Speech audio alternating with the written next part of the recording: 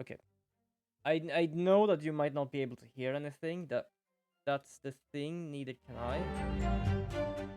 Oh, you cannot hear anything because I couldn't hear anything. I had it on low. All right. I was like, why did I have it on low again? Because sometimes I do that. I have it on low so I can do stuff in the background. Because I cannot control the sound I get from the game whenever I am in OBS. I have to like change the OBS thing. Because it literally takes the sound from OBS as a desktop thing, which is probably not the best way to do it, but fuck it. Just fuck it. Oh yeah, I was spending some time with Miss Valkyrie this Saturday. No, not Saturday, Sunday, while she was streaming. I was in voice chat and I felt like I'm just gonna join in. I'm gonna play some Pokemon just as her. Because why not? I like that's the thing. I'm trying to do as much schoolwork, even though I feel lazy now and then, which is a bit bad. Like, I don't think I am fully that lazy. It's just that for some reason I feel lazy. But yeah, so each weekend is literally just me chilling. And yeah, I was playing some Pokemon. So, for any of those out there who knows that I'm actually playing Pokemon on stream on Saturdays, don't worry, you have not missed anything. The only thing I have done is just farming Pokemons. Nothing else. I literally just walked around, captured Pokemon. I have not continued the story. I have not leveled up anything. I have done just some weird bullshit. That's all. Also, I'm just gonna make myself some food to drink. I just realized that. Whoops. Sorry, I literally just pressed.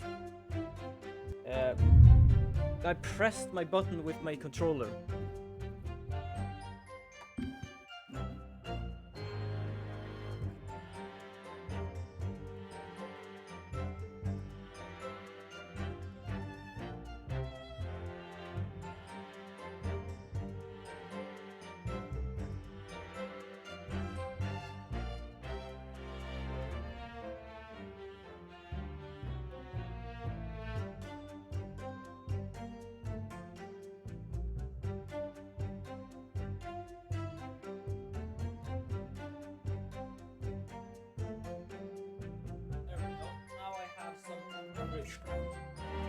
I know you probably can't hear it because the mic is for me and it's a bit loud. Yeah. I'm just like trying to figure out what the hell to do. I like even now when I'm starting this game, it's like, okay, let's see if I actually can do something at all. Also, it's not like I need to take a break. Like, don't worry about that. I take break every Saturday and Sunday. That's kind of fun, because even though I feel like I'm very lazy now and then, it's not like I am. There are some days I can like spend just bloody hours on a goddamn school project, and I can spend like a lot of time on school projects and stuff like that. They're just now and then when I just feel like I have to take a break, or else I have no idea what I'm gonna do. So I'm gonna start this and see if I can figure out where I was. Hold it! Sorry, I know I've already done that. I literally was just reading that. I just managed to hit the button.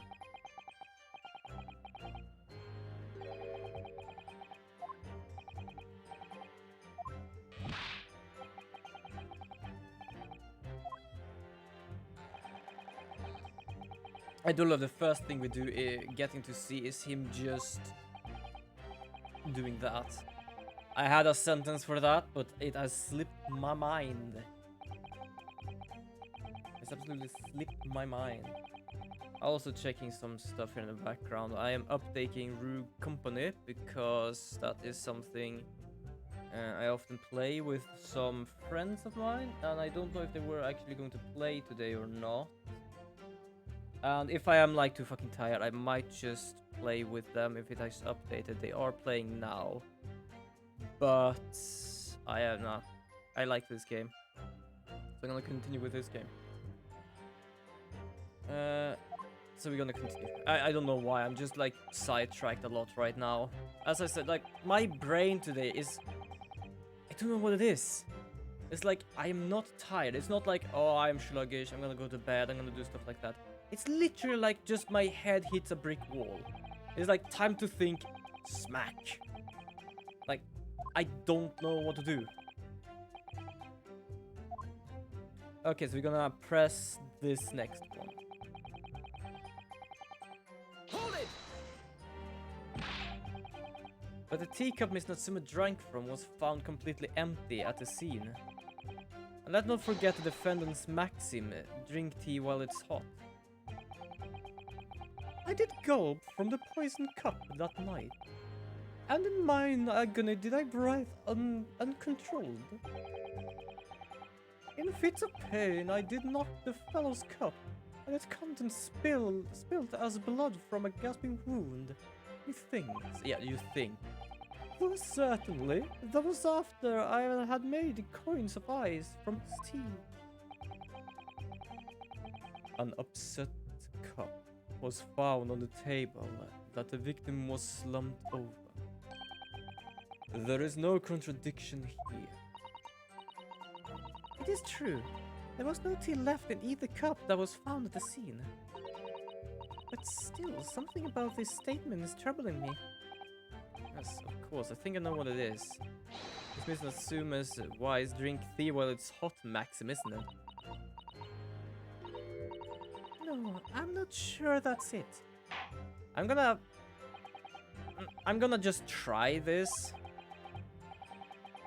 No, reiterate for the court what it is that occupied you after your guest had left and before you drank your tea.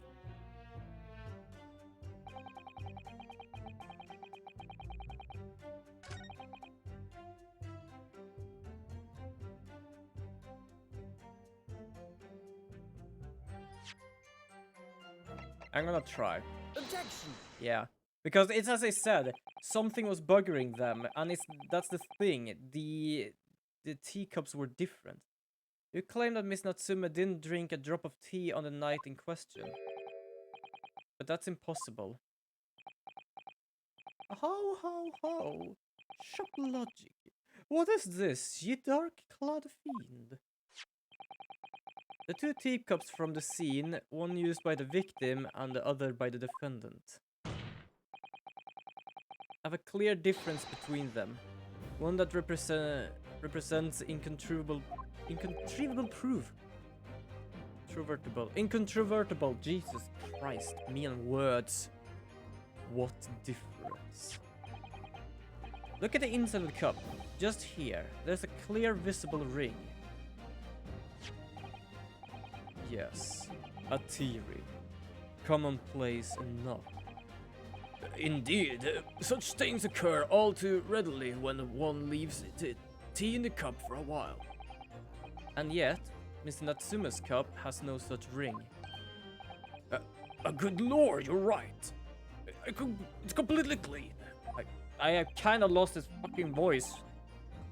Prithee, sir, what marks though of it? Exactly what Miss Natsume told me in court yesterday, the Japanese saying he quoted.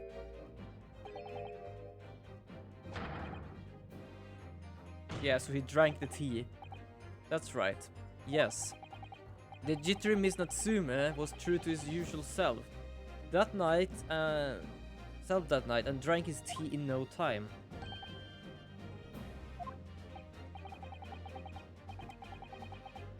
First time I've actually seen him not being able to look absolutely clueless other than true clueless. Because this guy have played clueless so many times but never been clueless. If, as you claim your testimony, he didn't touch a drop of his tea, a ring would have developed on the inside of his cup, as well after several hours the tea was left standing. But, in short, Miss Shakespeare, you clearly lied to the court.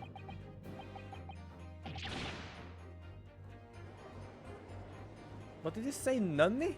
Get thee to nunny? What the hell does that mean? Are you gonna throw away your glass gun? As a rule, I fill my hallowed chalice up to 7 times during one trial. Okay, so you're a drunkard.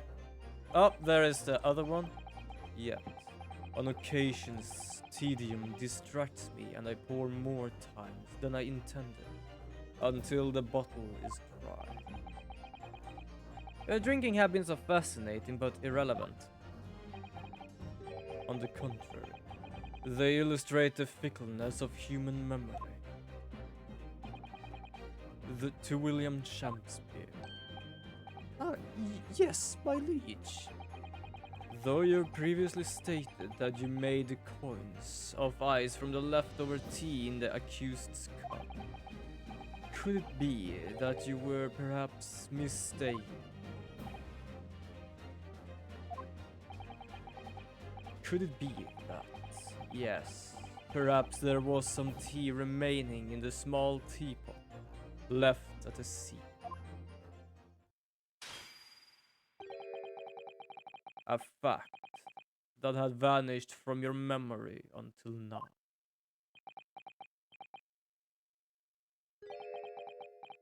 Faith, my liege, thou art a magician. Verily, this as thou hast seen with thine own eyes that night. What I also really hate is like kissing face. I really am annoyed by it. It's forsooth, I was mistook. I did plan to use tea from the Japanese fellow's cup, but lo, when I looked, that was empty. And thus did I use the dregs that festered in the teapot, as my liege did suggest. And you just suddenly remember now that you made a mistake before. Are we supposed to believe that? People's memories are imperfect, my learned friend. Which is why we rely on evidence instead. Yeah, exactly! Bring us the evidence that you actually took it from the goddamn pot then, you... This is exactly what I've said before. It's like, they always like, show me evidence, but they never show evidence themselves. They literally like, psst, you can say this and I don't need to do shit about it. Like, fuck off. But in any case, it makes no difference. The victim's most recent testimony tells us two things of note. Firstly, that the poison was put into the victim's teacup only. And secondly, that this spoiled cup was not the source of the insipid ice coins that have bewitched this court. The prosecution makes a fine summary of the facts. Furthermore, that testimony remains valid and in full support of the established facts. In other words,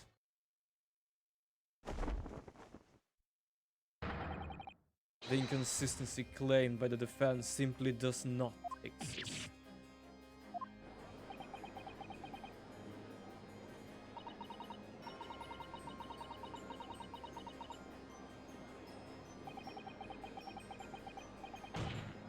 Also, I'm not pressing anything. If I would do actually a voice, I would have probably pressed something, but they did automatically. I'm not even gonna try and do that.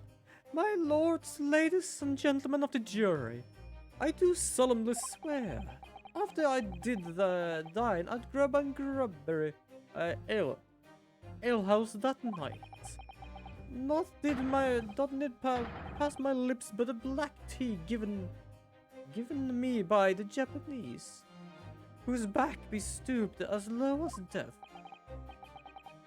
And on what did you dine, sir?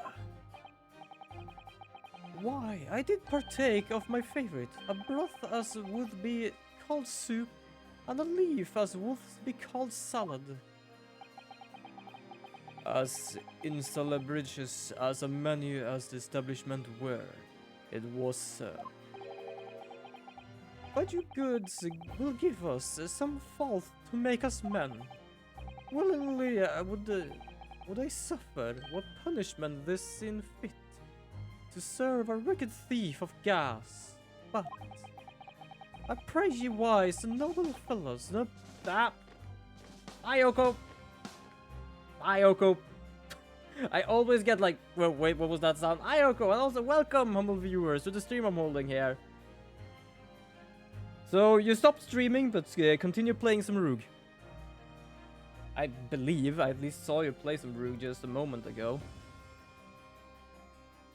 But yeah, welcome. Do you hope you'll stay here, do take a bit of a snack, and just stick around, just chill a bit.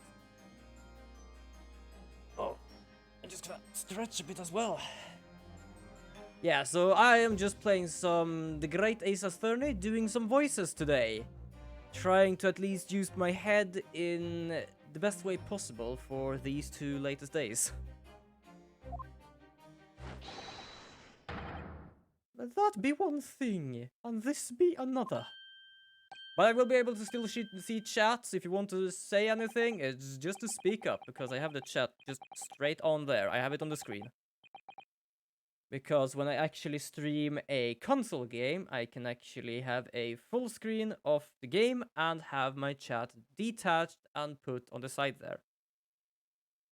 Jurors all, your humble servant Shakespeare, doth entreat you, punish the Japanese fellow for his sins.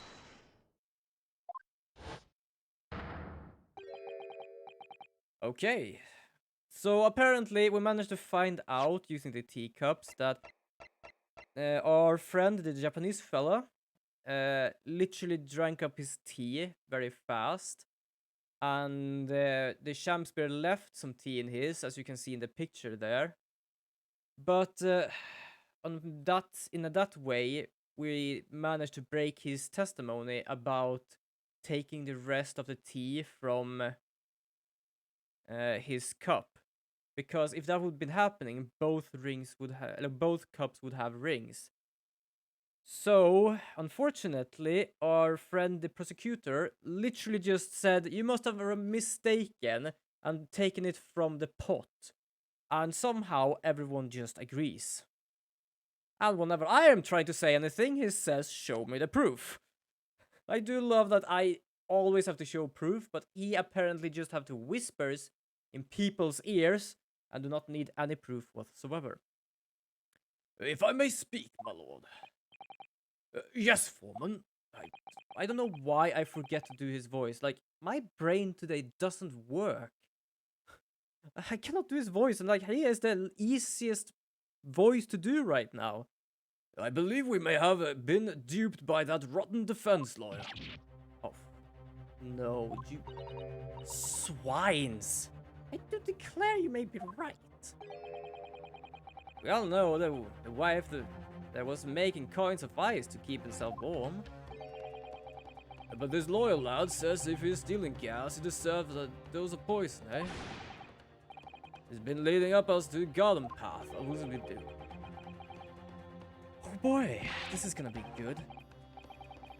What you just heard from the victim, there has been an open on ice again. We reached a decision this time, and we won't be swayed from it. Okay, let's see if I can sway you from it then. The court acknowledged the position of the jury foreman. I will dully hear the jury's findings. Wait, what? He's like the easiest voice for me to make, and I don't know why it feels like I'm doing his voice wrong. I don't understand what's with me these 2 days. Ladies and gentlemen of the jury, you will state your decision now. Guilty. Guilty. Oh, piss. Guilty. Guilty. Guilty. Guilty. Also, yes, they do have voices now and then, but that doesn't mean I'm gonna try and even keep up with what voice they actually have. Okay, so now we have to sway them. God damn it. Oh, happy day. I'm not gonna do that voice for that, because I really don't like that bastard. I believe like this. So he is apparently stealing gas. We all know that because this bar of soap have an indentation here that is supposed to be a coin. So he can actually use water, like ice, as a coin to do this gas meter. But we're trying to figure out now, like, what is happening, because apparently he has been poisoned, he says, by our defendant? Yeah, defendant, I think it is. So the question is, like, what is happening? But I'm pretty certain I understand what's going on, because the boy here to the right, or the man here to the right, I'm uncertain about age, died a few months ago, I think, in the defendant's room, because for some reason the gas malfunctioned and it well, literally got gassed. And that room used to be owned by a condemned criminal called Selden, that apparently has some hidden and a stash somewhere of money. So that's the thing. All of these things, except for that picture, was found underneath the floorboard of yeah, he is a Miss. On the floorboard of Mr. Shakespeare. And that's the thing. I'm pretty certain he wants to get the money, because it literally, when he first got to this building and wanted to hire a room, he said, I want to hire that room. They literally just said, it is already taken. You must have misheard. I want to hire that room. Like, not like even trying to deny that why, like, they really want that room. Also, the bastard, the Shakespeare, literally is like so often just playing stupid. I'm not talking about like playing stupid as in he doesn't understand anything. I mean, like, whenever someone is telling him something, it's like he just uses Shakespeare quotes to sound smart and like try to avoid the question. So I'm pretty certain he is trying in this way. I don't know why it doesn't work with the gas. It might be because the gas is still like functioning, but after like 2 hours the gas shuts off. Because our friend has said he sometimes had the dreams by the ghost of the bandit just choking him, which is literally just the gas.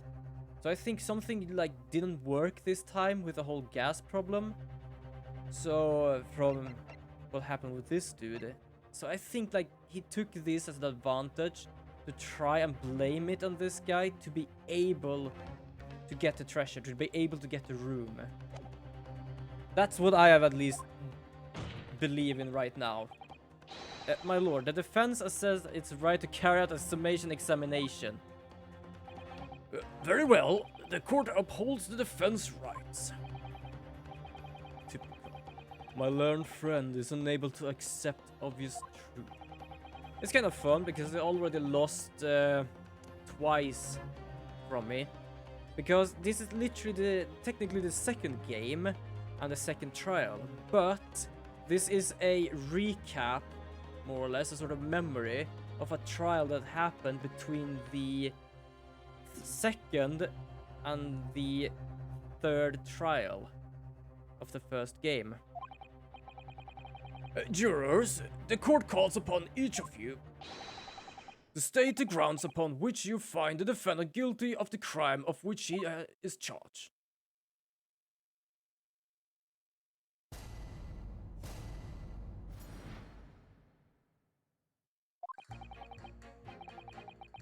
I'm a man of logic, and I have considered all the evidence. The defendant must logically be guilty. Okay. Sure. I do agree that gas is far too expensive. I can quite understand why the man would want to avoid paying. That is one contradiction, because we're literally talking about contempt murder? I don't know. Like, he's not dead, so it's not murder. But that doesn't have anything to do with this part of the trial. The stuff explodes and it can poison you. It's absolutely lethal, gas is. Gas doesn't come for free. It costs a fortune to deliver it around the city and maintain the pipes. The truth to be told, the tea my wife serves up for me is a little sketchy at times. If nothing else passed the victim's lips that night, there was no other explanation, is there?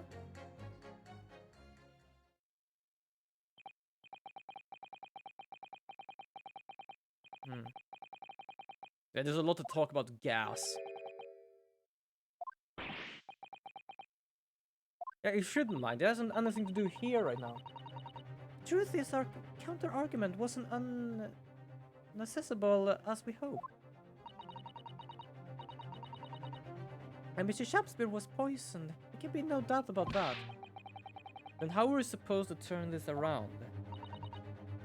I think we need to establish a method by which Mr. Shakespeare was actually poisoned.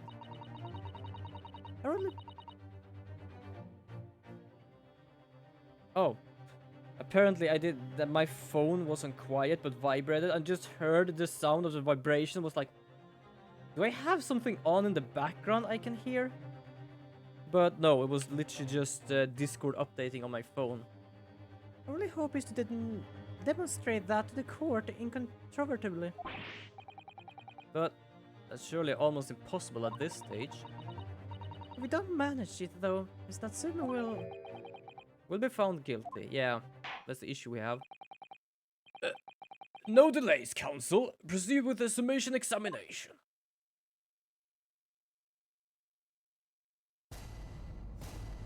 Okay, let's see how this works then. I'm gonna press. Like, that is the thing. They might have hidden stuff in them. It's good to press them. All the evidence, you say? That's right. There is no room for doubt. It's all pointing at that Japanese man with a big mustache. It's the English man with a bigger mustache. I'm pretty certain he has a bigger mustache because our friend, the Japanese man, has like a... What is all those creatures called? I don't remember. Oh fuck, I don't remember the name of it. Pringles, that's the name of it. Pringles mustache, more or less. Don't worry, the summation examination has barely started, really. Perhaps there'll be a shift in the situation that shows an existing piece of evidence in a new light. Let's hope so. To start with, though, I need to find some way out of this deadlock.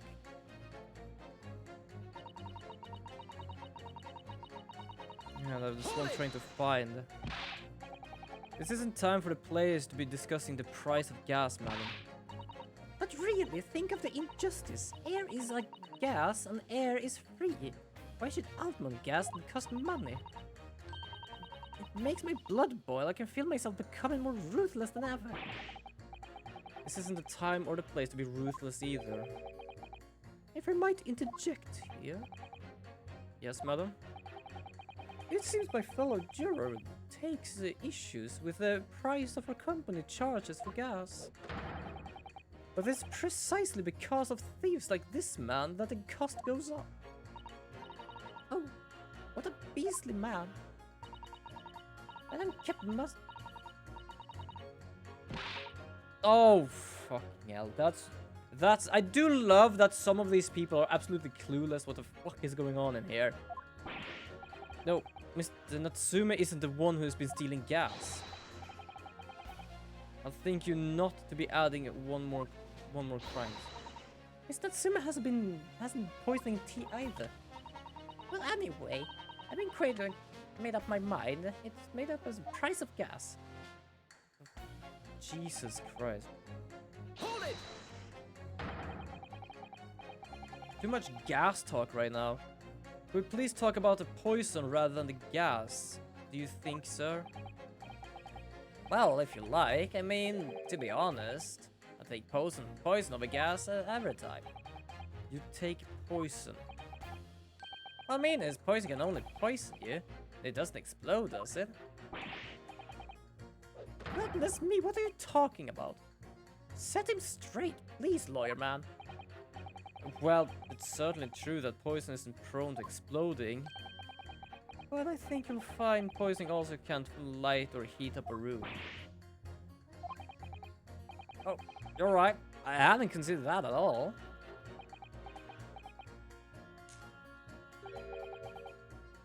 Young lawyer, man. Yes? You have a good head on your shoulders.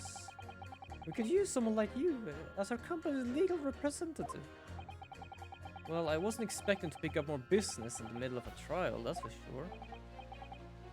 Anyway, the point is I haven't had the best experience with the gas companies in the past.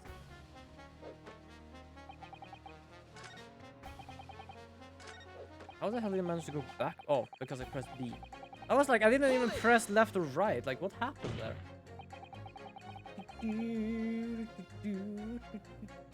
Please refrain from all this talk of gas.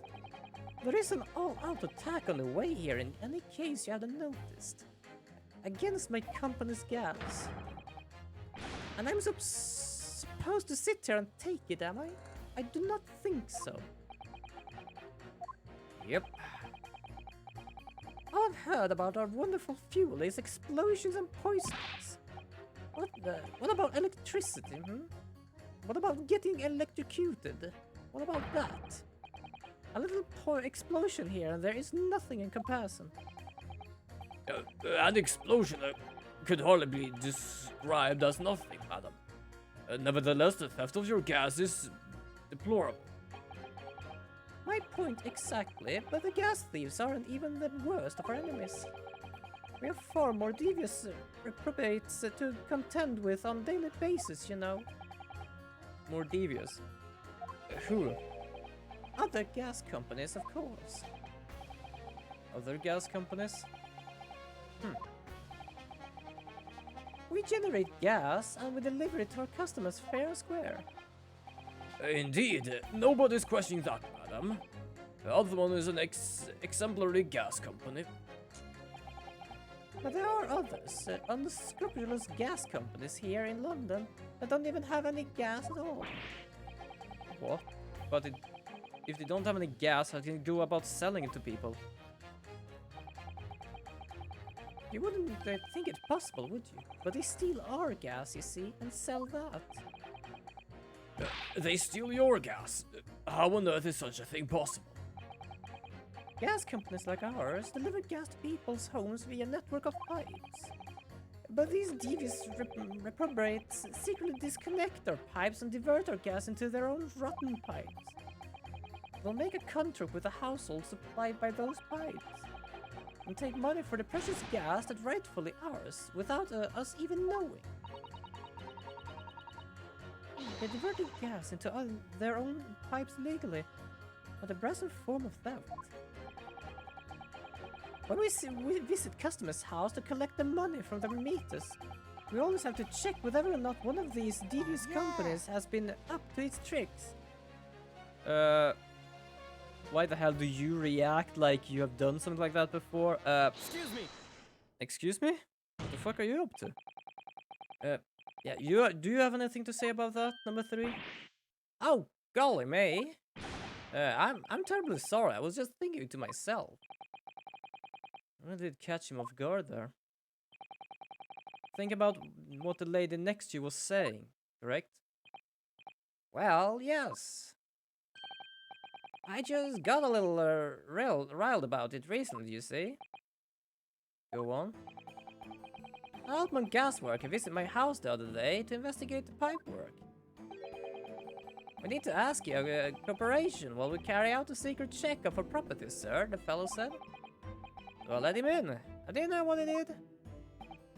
I'm afraid I have no idea. But please tell us. He proceeded to take one of my lights off the wall, then grabbed the exposed mouth of the pipe and started blowing into it. What do you think you're doing, young man? You're giving away company secrets there. Oh, please, everybody knows. It was very nearly death of me, I can tell you. What do you mean? I'll explain if you don't mind. Okay, why are we still going about with gas? I can understand that this guy before us has killed someone in the past with gas, but like, still. As I said before, these unscrupulous other gas companies connect their customers to our pipe network. Yes, but how does blowing into the pipes come into it? Obviously, there is gas in the pipes, and it's a fairly low pressure. By blowing air through the pipes, you can make the pressure drop temporarily. And if you do that, any lights connected to the same pipe will flicker for a moment. Ah, I see. In other words, if upon blowing into the pipe, the lights of an adjustment property that has no contract with your company flickers, you can know that these devious scoundrels have been meddling with the pipes. Exactly, my lord. That is it in a nutshell. It's the reason why we have a team of workers going around neighborhoods to investigate which lights flicker. The trouble is, the particular worker who came to my house didn't know the strength of his own breath. He blew down the pipe with all his might, and you can guess what happened, can you? Well, if he blew hard, then... Wait, you mean... That's right, the light didn't just flicker, they went out. Along with the stove, gas started pouring into the house. What a disaster. The gas supply must have been interrupted briefly because the man blew so hard, and the flames went out. I'm afraid I yelled at the fellow. Are you trying to kill us all? I said. So by disconnecting a lamp and blowing into the... Ooh. I think I understand why that is then. Because we have this one, which shows a lot of hands on the wall here. But we cannot understand why. I thought it was like he tried to look through the wall, like a little hole or something, and just like see if we could somehow find the treasure or something, or see if the man was out. But apparently he does that to be able to blow out the light, blowing out the flames. That's why it's so many of them, because he has done that, and that's probably why this man died, because the flames went out, and I believe the flames went out because he blew in the pipes. It's possible to extinguish lamps and stoves connected to the same network of pipes. And then when the gas starts flowing again, it just silently seeps into the room. It's not hoodoo. I think perhaps... Yeah, this is almost certainly the clue that we've been hoping for. Juror number 3, the defense requests that you amend your statement to include that information. Oh, well, if you like, I don't mind. Also, welcome, oh wait, there was 3, no, it was 2. Welcome, humble viewer, to the stream I'm holding. Sorry, like, my head is not with me today, so I'm just trying to just welcome every person and people and partner that comes in here. Like I said, madam, it's widely known already. Yeah, it's a bit like, can we just get in here? We just need to do some checks and just blows into the pipe. Like, that's not so much of a secret if you just stand in the same goddamn room. Very well. Juror number 3, you will amend your statement accordingly. Yes, my lord. Although I'm not really sure what the point of all this is. Can I...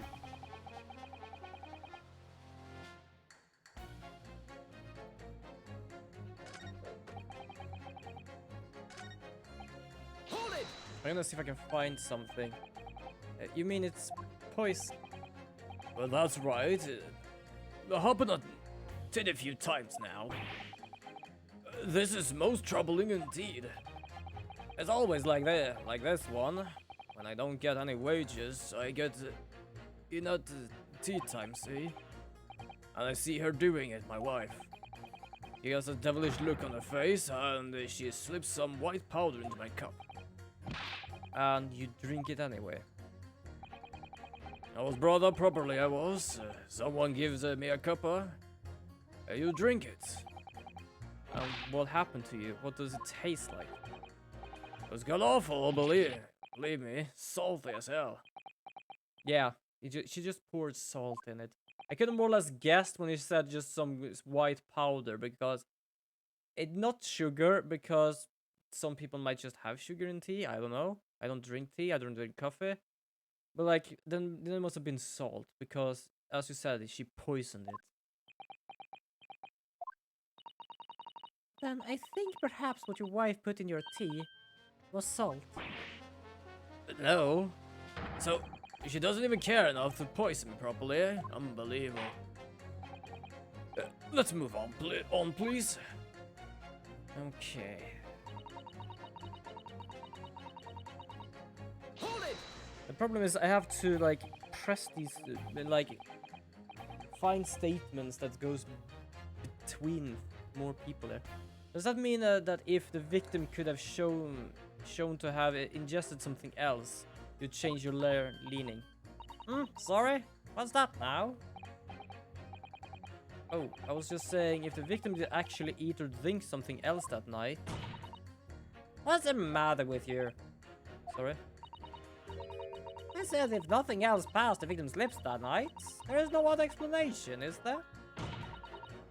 Have you been listening to me at all?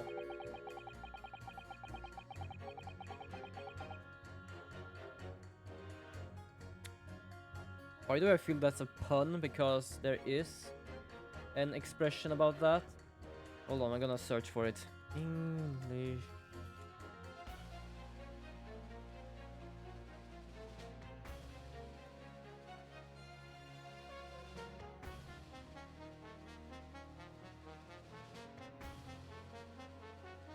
Something you say that means people. Oh, apparently there is something that is the pot calling the kettle black in English.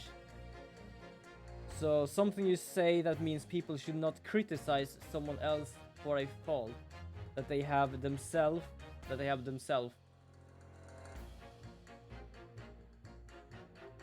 Okay, there is a saying then. I didn't know about that saying.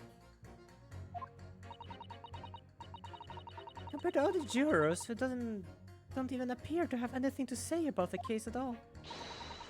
It will seem that this elderly gentleman has been listening to the proceedings far more intently. I suppose. The trouble is... he has selective hearing. Exactly, but still. This juror may well be the key to be breaking that we so desperately need. This is hopeless. There's no way for me to appeal to these people. I do think that the only way we should overcome this difficult situation is like exposing the way which Mr. Shamser was really poisoned. We have to prove that it happened some other way, and not via Miss Natsuma's tea. Yes, I know. The trouble is, I have absolutely no idea how it happened. Oh, what if he actually blew in the pipes, and even when he has to fix it, there are some gas, and it more or less makes him half poisoned. Oh, like what? It's important to watch everyone's involvement and pursue them if they react to something that someone else says. If you'd like me to remind you exactly what I mean, I'd be more than happy to, of course. Yeah, I know. I believe I found it. If it means that the man reacted to the lady there. Oh, fuck. I wasn't technically supposed to press that, but okay.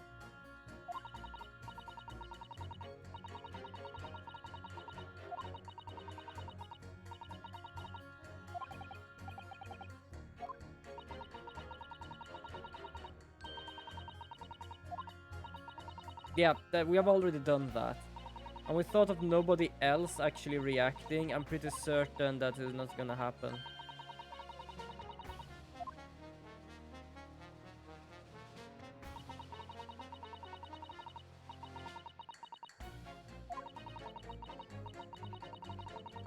Because it's not the other person. We literally just had to find them. That's all.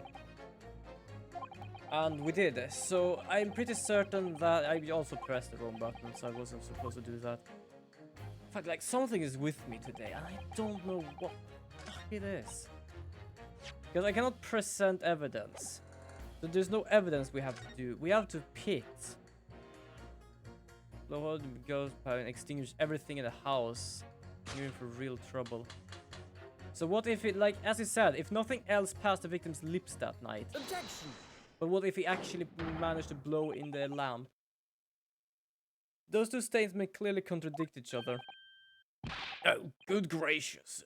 To what statement do you refer, Counsel? Juror number 6. Do you hear what juror number 3 just said? What? Yes, of course. I heard them mumbling about something or other. Jesus Christ. There is another explanation here, I believe.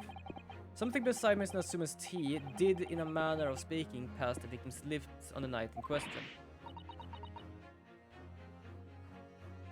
What? What explanation? I wonder, did the police check the mouth of the gas pipe feeding the wall light at the scene? To see if there were any traces of poison there?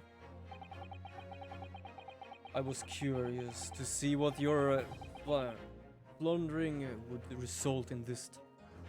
But the mouth of a gas pipe. Scotland Yard has have enough to do without exploring such irrelevance. What a piece of work! Is a man. What are you trying to say, Mr. Shakespeare? What speakest thou? Prithee is not strange and strange. That is what I say to thee, sir. I thought it'd be quite clear, but let me put it in another way. The strychnine could have been on the mouth of the gas pipe that fed the wall lamp in your room. And that is how the poison came to enter your body. Good lord.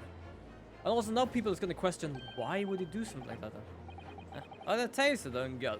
Are they tasty on gas pipes? Is that what he's saying? There was a gentleman suggesting that the poor man was so desperately hungry he tried to fill his belly with gas.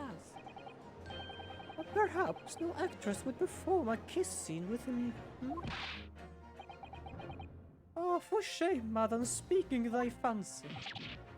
I assure you, I'm not such a buffoon. This is no summation examination. This is a farce. The prosecution will not stand for any more of my learned Nipponese friend's conjecture.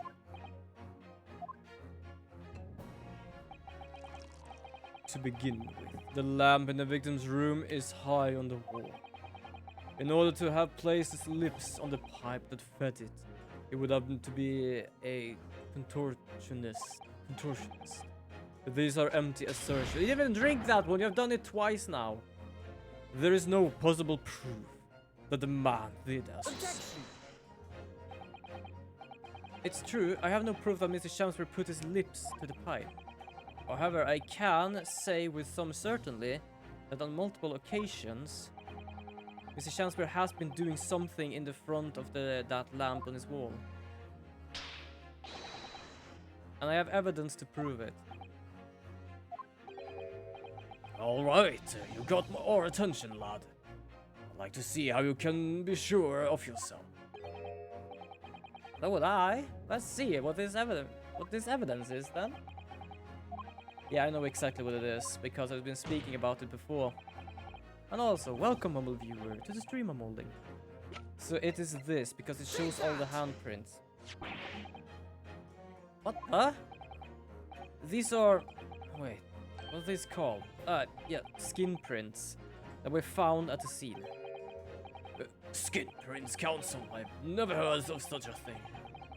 The Justice Ministry is currently asserting whether or not the permit fingerprints as evidence in court, however. My lord, this is an exciting new forensic technique developed by the great detective, Mr. Sherlock Holmes. It reveals all sorts of places that Mr. Shakespeare touched in his room. I've never seen anything like it. I mean, that's black magic, isn't it? Well, if anyone could have invented something like this, it's that great Sholmes fellow, that's for sure. I agree. This month's edition of Engineering Thumbs was quite fascinating. We found the skin prints in many places that you would expect. On the table, on the costumes. However, Mrs. Shamsper also appeared to have been touching some very unexpected places in this room. Sorry, but my nose is itching. For example, here. Around the hanging picture there. The multiple handprints appear to be visible. Well, I wonder. Could have been appreciating the artwork, perhaps?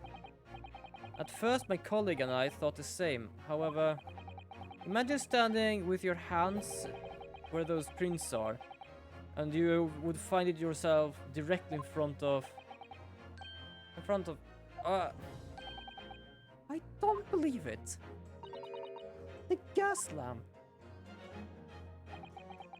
Though the reason why isn't immediately obvious, it's clear that Mr. Shamspeare has regularly been standing with his hand to the wall in front of that lamp. Right. What have you been up to, you nut? You see what I mean? It's like literally asking him a question, and it's just like, I do not know.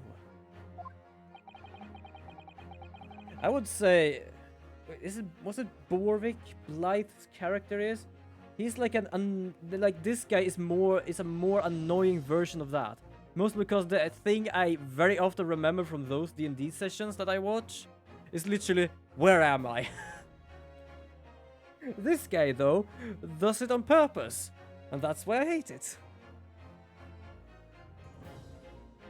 I'm not talking about Blythe. I'm talking literally about fucking Shamspeare there.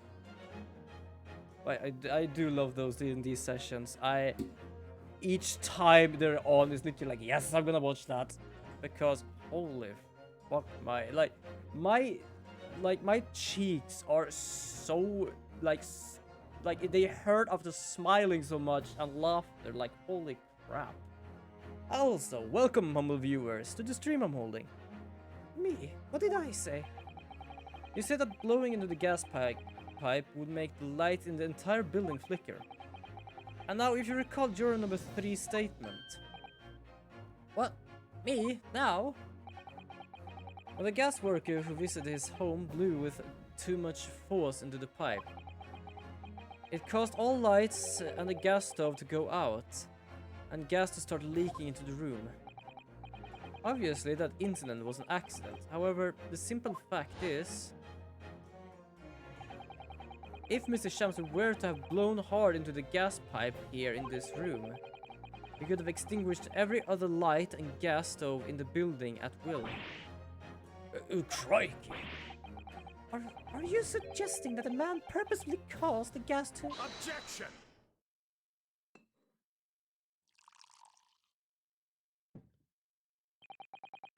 I believe he actually did, because he wants that room that our Japanese friend has.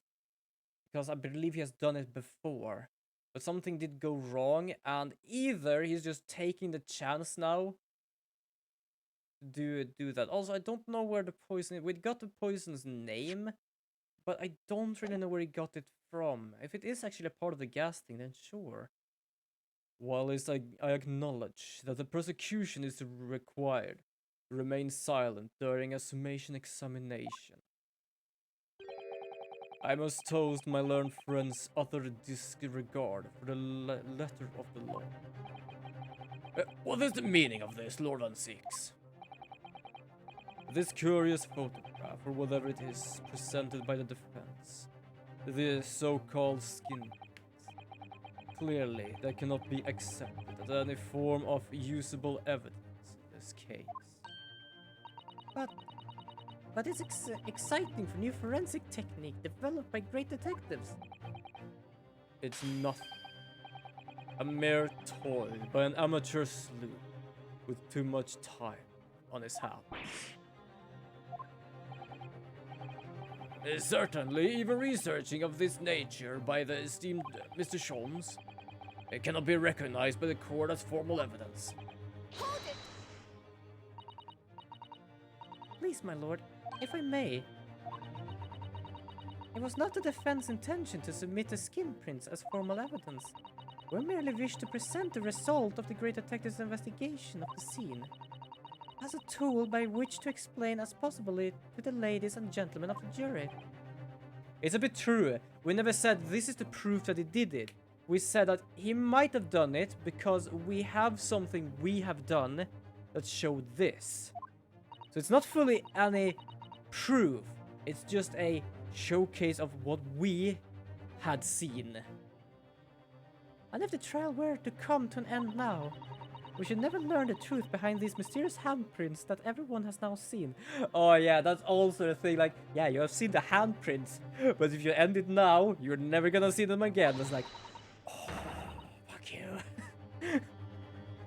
I don't believe we can allow that to happen. I'm sure the jurors would agree. Everyone is actually thinking about it. Okay, who is? You're right. Whether those strange handprints are a significant clue or not, it's down to us to decide. Oh yes, I do declare the great detective investigation results sounds absolutely fascinating. And I want to hear what that shady actor fella has to say about those shady handprints. Well, we got 2 at least. I think we at least need... It's either 2 more or it's 1 more. What's the matter with you two? That was whole foolhardy. Well, I did say it, didn't I? And I don't like to break a promise. No, wait. You heard his lordship? Oh, He not giving a shit. Because he literally said nothing passed the man's lips. But if it's actually true that he did something like that, then something did pass this man's lips other than tea that night. And yeah.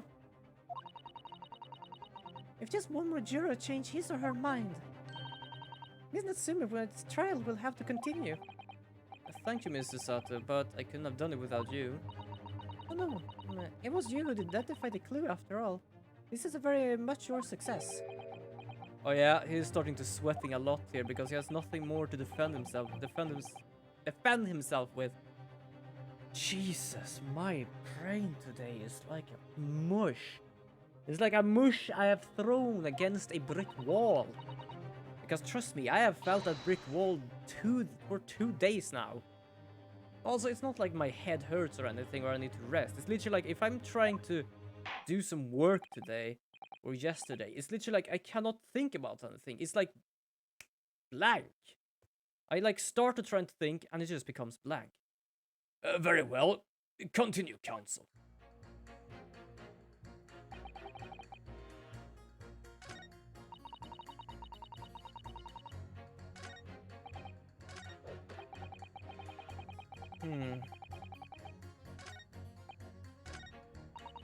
Okay, so I only have 3 members here. Oh, sorry, I'm just gonna stretch a bit. Oh, there we go. Also, I'm gonna do this. I don't know, even my body today feels a bit awkward for some reason. Wait, hold on, I'm just gonna do this. This might be better. I know that it's technically better to sit straight, but for some reason, part of my body is just hating me sitting in a way right now.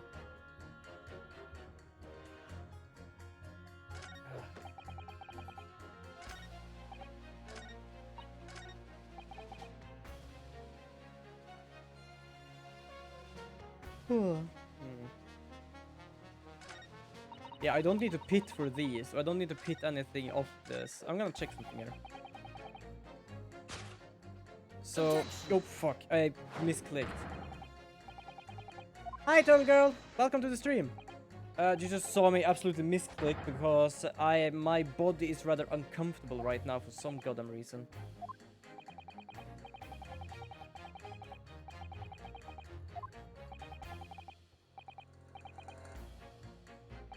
So yeah, my head and my body today has been awful.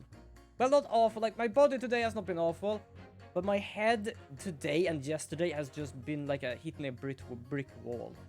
I wanted to work on school things, and whenever I started and sitting here, then like that. Yeah, like I don't know, like for some reason my stomach sometimes is just a bit of a bloody mess, and I don't know why.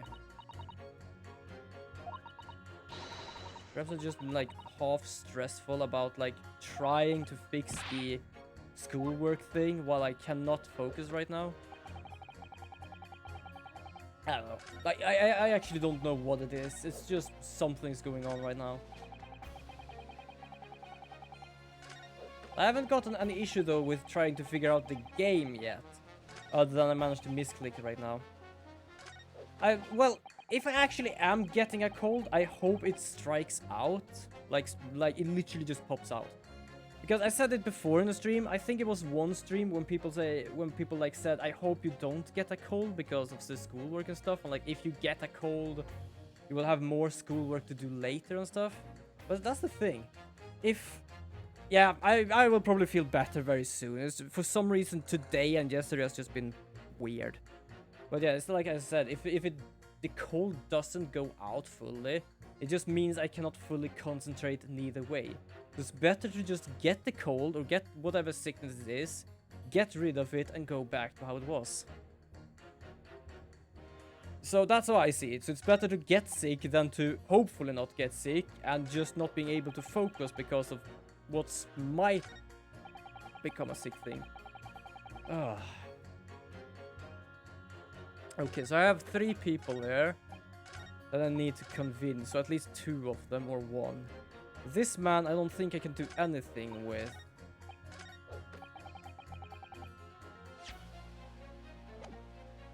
Hold it! But else everything is fine. We got this. Oop. I'm trying to figure out the code. Yeah, that was absolutely nice. If you mean the golf one, it was hella funny. It was very funny.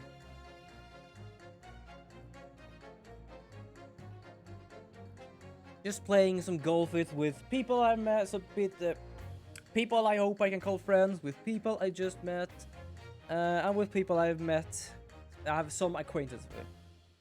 But all of them were absolutely great people.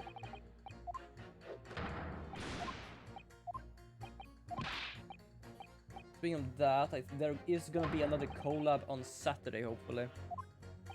Because it's gonna be one of the... what's the matter with my... Sorry. I'm gonna be back, hopefully. I need to take a bit of a break here. I will be back shortly. But for some reason right now, my stomach does not agree with me. So I'm gonna see if I can just fix that. Oh, whoops, wrong one. So I'm gonna do that. I'm gonna do that. I'm just gonna put BRB. But yes. So I will be shortly back. If it fixes itself, I will be back. If it's not, I might just end it here. Because I cannot bloody concentrate like this. So I will hear more from you soon.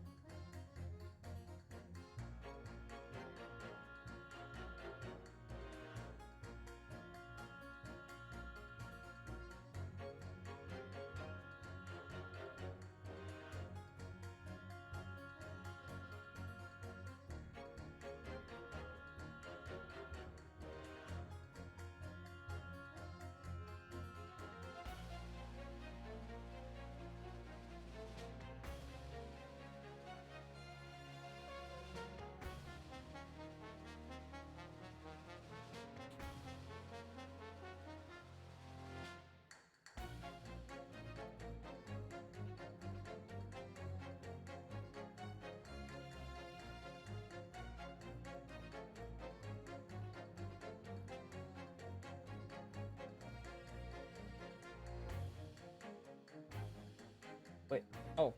The fuck didn't I thought I silenced. Also, welcome all the viewers to the stream I'm holding. Sorry. Ever since I worked at a warehouse that I really hated. It's not really the warehouse I hated, but the people I worked for. I literally like got so stressed. I got hold on, what is it called in English?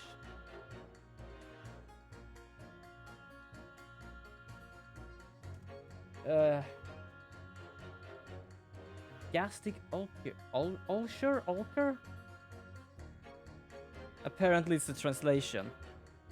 And ever since that time, my stomach at some specific occasion is like a bitch sometimes, to be honest. Like I do not get easily stressed, but if I sometimes like just get half agitated about some work, I feel I don't do something right and stuff like that, I literally just go straight to my stomach. So yeah, as you saw the BRB thing, I just want to see if I could fix something at least.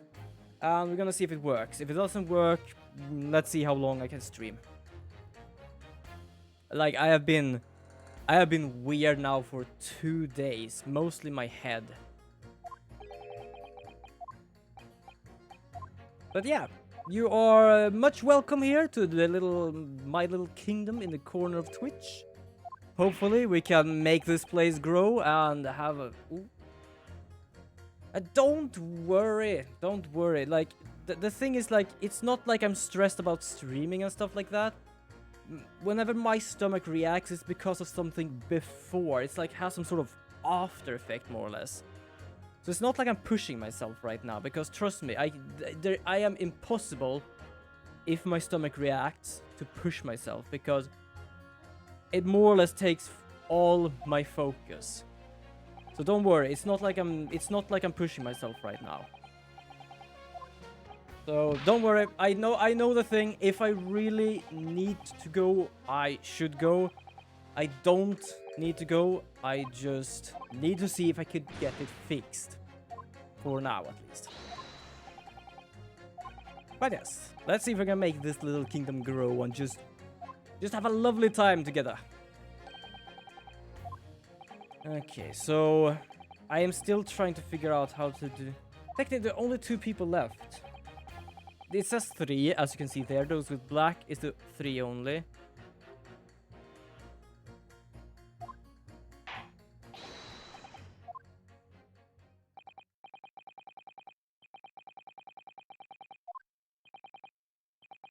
Yeah, so we should just gonna continue. Also, I'm gonna do voices, but I want to be able to get somewhere where I actually do something. Don't worry, I am not forcing myself to do anything. Okay, let's see. But yeah, the day, other than my mind being absolutely knackered. Well, technically not knackered, because it's not like I've been sluggish today. It's just that it's just stood still. My gears has not been working today. We had a lovely raid from Yokopokomo. It's very funny to say now that. Yokopokomo? Okay, but right now we're trying to figure out this. So you please stop doing that. Yeah, so I can only choose these 2. Okay. So I need to find a contradiction between the tea that the wife serves this man is sketchy sometimes. I've already pressed him with it. It's salt because she's salty. We already done her thing because that allowed us to get this guy to comment something. And then we have this dude that literally says, I'm a man of logic and I've considered all the evidence. The defendant must logically be guilty. So, from my point of perspective, this guy is not gonna change his mind.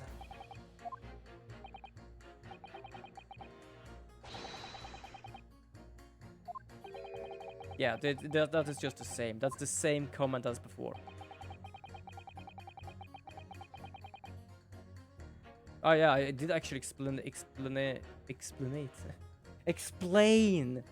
Jesus. A new thing. What do you make of that? Well, your so-called skin prints.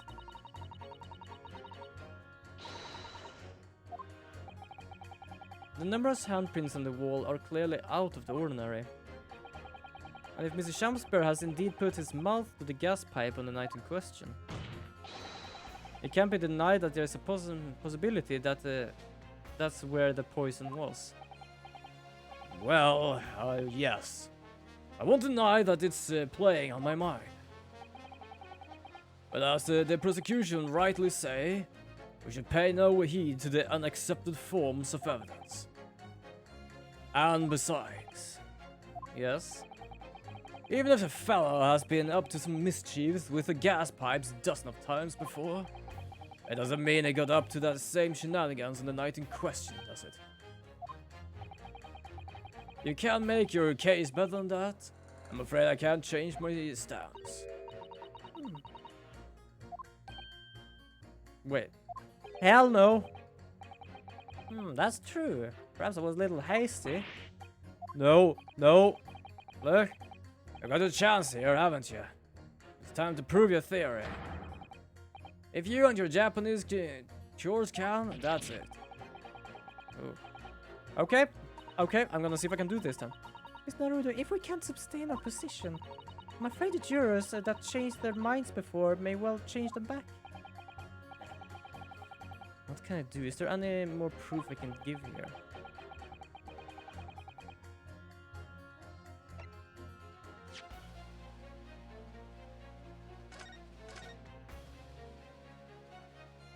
I'm gonna do this because I don't trust myself. But I think the testimony, because I'm pretty certain our friend or the defendant did testimony that in that night the gas stove actually turned off while midst of providing gas. Oh. In truth, I don't have evidence to support my theory. However, there is witness testimony that substantiated. What? Testimony? This is incredible. Who's the testimony? Yes, it's all connected. Everything is linked. A person whose testimony revealed the detail about the gas in the Garrett residence that night.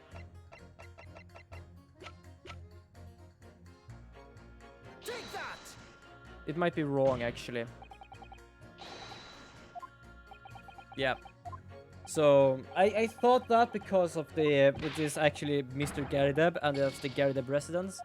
But yeah, I was wrong there. So it's our defendant. It's our defendant fella. Okay, let's go on then. So, do we have to do this again? Oh, for crying out loud. Hold it! Because literally that guy checks his lamps because it has happened in the past, as I spoke before. Those who are new here, I did speak about before that there was in that household someone who died because of the gas. So the man who owns the place, the one I just provided as evidence, which didn't work, actually checks the lamps each time to make sure that things goes right. So it's more or less, in a way, it is like peeping, because he can check like when people get home, because whenever they ignite their gas, you can just see a flicker of the flame, like, oh, okay, that's happened there and stuff happened there. So if like the gas would leak, he would be able to see that with his own light, because the gas wouldn't be able to go as much to his place than to the other where it's leaking. So that's one of the reasons why I did that. The second one is I have no clue what I'm doing today. Bloody hell. It's not the best thing whenever you're trying to do like schoolwork. I had like to ask twice today to a teacher like how to do something, because the first time I've asked that last week, I understood. I was sitting with it yesterday, couldn't do shit. I sat with it a bit today, couldn't understand shit. Asked the teacher, explained some bit, that was a-okay, worked with that, couldn't understand what I was doing wrong. Asked the teacher again, and it was just some small things and some things I didn't do right. Also, my code is absolute mess. But that's another thing in question. I'm not the best at coding. I can code if I want to and if I like understand the things, but this is something we don't have done before ever. It's really goddamn difficult. Take that! There we go. So it is this guy because it literally said that on the night in question, the gas turned itself off. Obviously, I'm talking about the defendant, Mr. Suseki Natsume himself. Or, as the British man would call him, Saucy Nutmeg. The defendant. Oh, sorry, I believe I did the wrong voice. At the very beginning of the proceedings here in court yesterday, Ms. Natsume said the following. My lodgings. There have been a whole series of strange happening in my lodgings. Even that fateful night it happened, when I returned from Mr. Shamspeare's room. I lit my gas stove and climbed into bed, but before long, the stove went out and somebody tried to kill me. Yeah, because it was literally just leaking. And also, welcome, Mumble viewer, to the stream I'm holding. Do you enjoy the stream? Do you have a bit of a drink? Do you have a bit of a knick-knack or something? Just enjoy the show. Welcome to my little kingdom.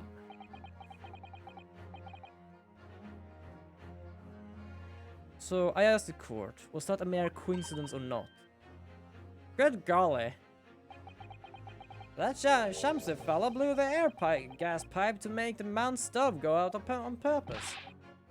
But now hold your horses here, what would you do that for? Yes, he is sweating because I know why he would do that. So for those who are new here, and for those who don't know my theory, we found these two inside Shakespeare, the sweaty fellow behind here, in his room hidden. So this is Gary Fell himself, and this is another fella who actually lived in the room where Suseki-san is actually living right now. But that's the thing.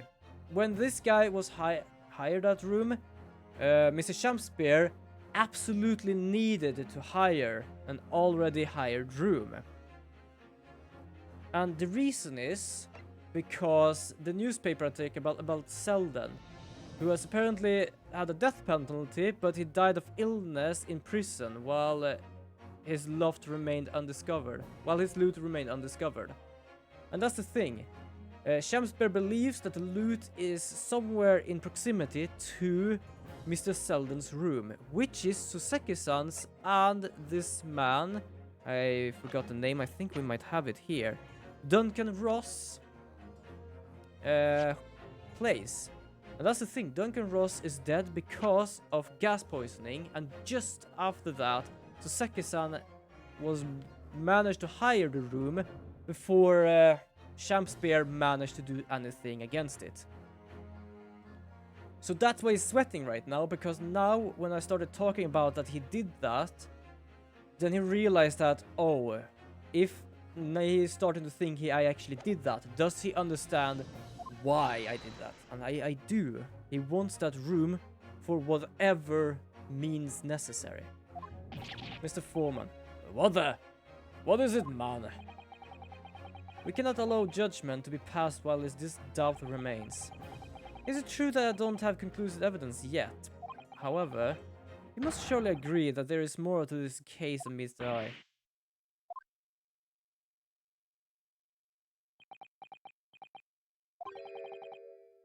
I don't know why, but either I am low or my camera is high. I don't know which one it is.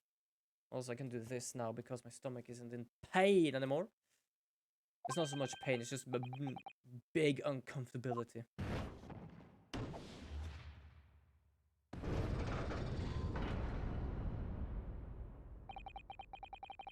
Yeah, sometimes whenever I play games like this, I don't know why, I don't know how to sit and stuff like sometimes I literally just move around. So if you think that I'm moving around too much, do tell me, because it's something I apparently do whenever I'm just chilling.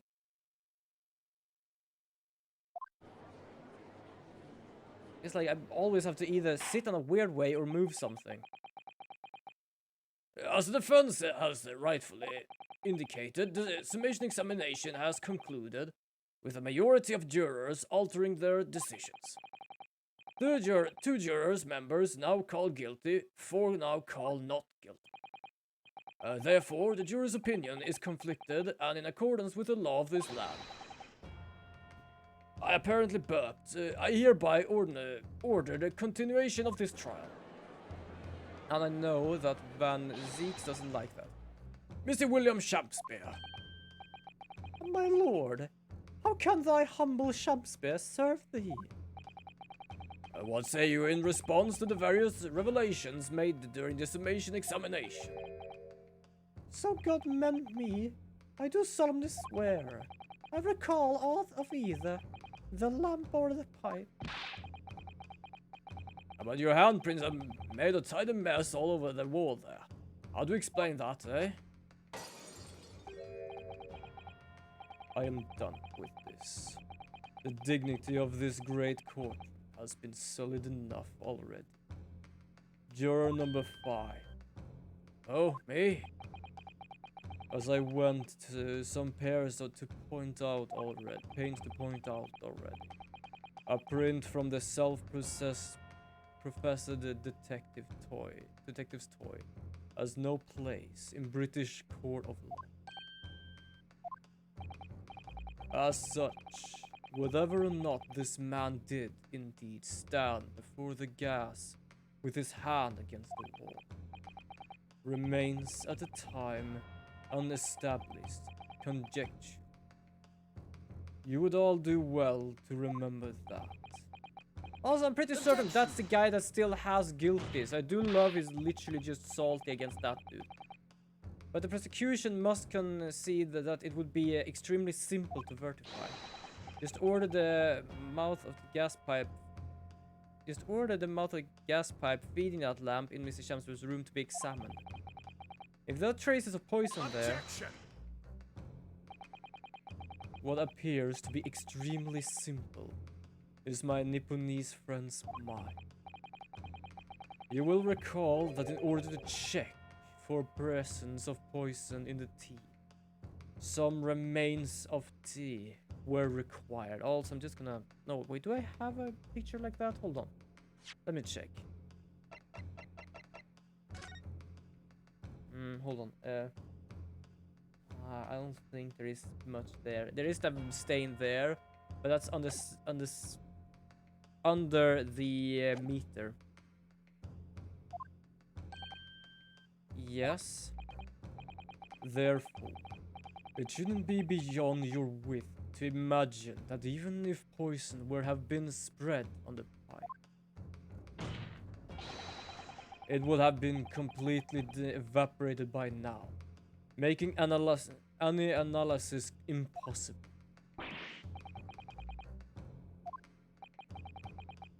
In any case, counsel, I fail to see what could possibly have motivated a man to do as you describe.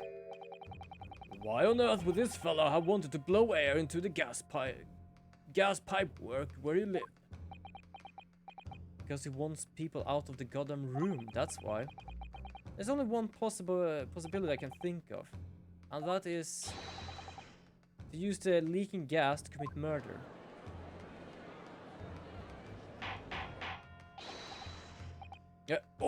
Order! Counsel! Precisely whose life do you propose this man was plotting to end? It's the simplest way so far. Take that! He wants that room. If the gas lamp were to go out, it would be noticed immediately, of course. But a gas stove, on the other hand, could be silently extinguished by the killer without anyone noticing. I live around those parts myself, so I know what it's like. I can tell you, trying to sleep without a stove lit is pretty much suicide. I'd freeze to death in no time. Mr. Garrideb, the landlord, has a large fireplace in his part of the residence on the top floor. In other words, it wasn't the landlord, but a fellow lodger whose life Mr. Chancellor was trying to end. But outrageous! I'm talking, of course, about the defendant. And it's just silent. Most of the time, that guy always has some sort of smug thing to say to avoid answering to anything. Because it's like we looked at a photo that someone was owning. That was the same photo of Mr. Ross as we saw. And she got angry about that and said, do not look, why did you look at my photo and stuff like that? And he literally just said some sort of Shakespeare quote and danced away. He never answered the question. It was literally like, off I go. It's like, oh, he just annoys the hell out of me. The victim this man was trying... He's the victim this man was trying to murder. Good gracious. Objection! The accused is actually the aggrieved. Interesting. However, the fundamental facts of this case remain unchanged. Namely, that the accused is the aggressor. What? How can you still claim that? Let us indulge your fancies for a moment and assume that there was indeed poison on the mouth of the gas. The question that then arises, who put it there? Who did actually put it there? The only logical conclusion is that the person responsible was aware of this man's trickery with the gas supply and his intent to kill. Yes, that would indeed seem logical. If the assailant were unaware, how would he or she even have known to lace the end of the gas pipe with poison? So now we must ask, how could anyone have known of Mr. Shamspear's murderous design? You mean to suggest... Oh, holy crap, sorry. Welcome, humble viewers, to the stream I'm holding here in my little kingdom in the corner of Twitch. I do you hope you have a comfortable, have a little knick-knack and a little bit of drink, and just enjoy the show. Naturally, the sole possible answer to that question couldn't be more obvious. Only the man whose life was being threatened could possibly have known. What? In other words, the person who put the poison in the gas in what was a clear retaliatory attack can only have been the accused, Mr. Suseki Natsu. Technically, he didn't understand shit what I understand, because he literally called it a curse. Because the criminal who lived before there have died of a cold. Whatever Mr. William Shamspeare may or may not have contrived to do, he was nevertheless the victim of a potential lethal poison attack. And the only person who could possibly have perpetrated that attack is the accused, Mr. Natsu. The defense counsel's theorizing has failed to avert suspicion from the accused. Far from it. In fact, now that a clear motive for the poisoning has been successfully established, that suspicion is greater than ever. Would you not agree, my Nipponese friend? Don't try to point fingers at me now.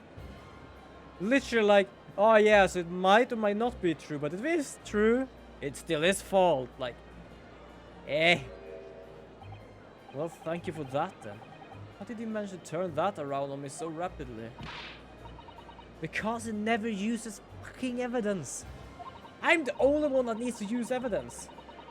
Otherwise, the members of the jury may very well change their leanings against us again. And this may be our last chance against the gained advantage. I'm pretty certain that that's the thing. If someone actually laced it with poison,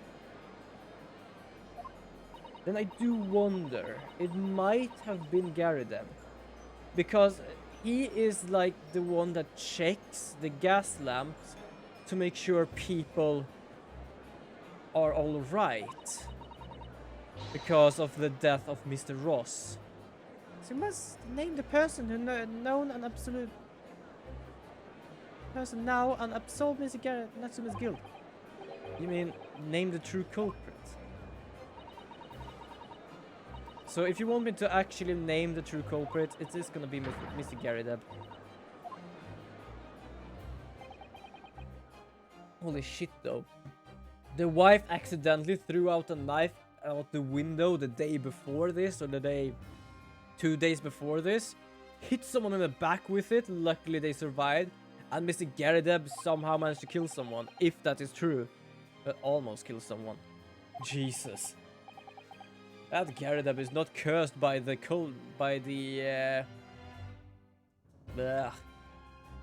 thief. It's more or less the curse of the Garrideb. The prosecution calls for the jury to consider their leanings again. I trust you will make the correct choice this time. Mr. Foreman. What? Oh, don't worry. I really don't like sometimes when the game does that, because I am literally interrupted. I don't press anything, I am literally interrupted. There is one other person who I believe could have been involved in all this. The true culprit of this crime. The true culprit? I don't know why I stuttered there, but apparently I did. A term found only in second-rate novels, featuring third-rate great detectives. My Nipponese friend. Well, why not? This farce has gone on for so long already. I see no reason to cut it short before its disappointing climax. Well, thank you. Tell us, my learned Nipponese friend, what is your latest theory? Who is the so-called true culprit of this crime? Mr. Garrideb. Take that! You claim this person is a true culprit.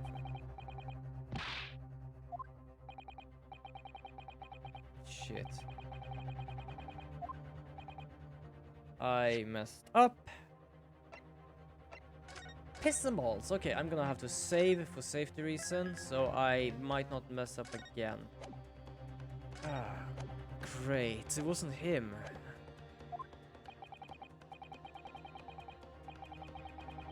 Who's the true culprit? I still have at least 2 lives left, so I can mess up one more and then just reload if I want to. Okay. I took him because he's the one that knows about the lights around. Sorry. The lights around the place. Not her. She's not have anything to do with this.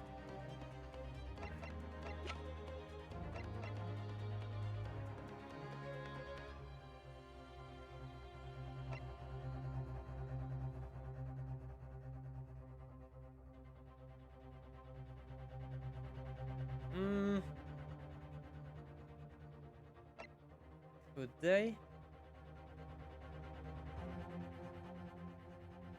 Nah. Yes? That's the thing. She was discussing before that people does that they do that to be able to check for gas lines. So what if they do that so people cannot do that themselves?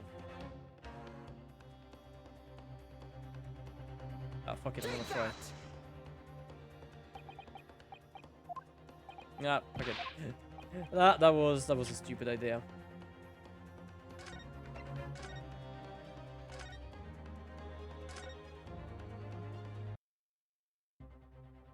Let's just reset the whole thing. Okay, so well, it seems to me that you recklessly oh yeah, okay, well, we have to first take a life. Apparently I just saved the 4 while I lost one of the lives. That's brilliant. That's fantastic. Who is the so-called true culprit of this crime?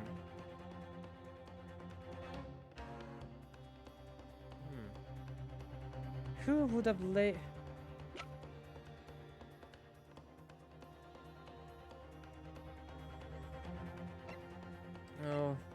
We could have him, because he is actually the one checking the gas pipes. I'm gonna take him, because that's the only person I can think of. Take that! Nope, okay, apparently not.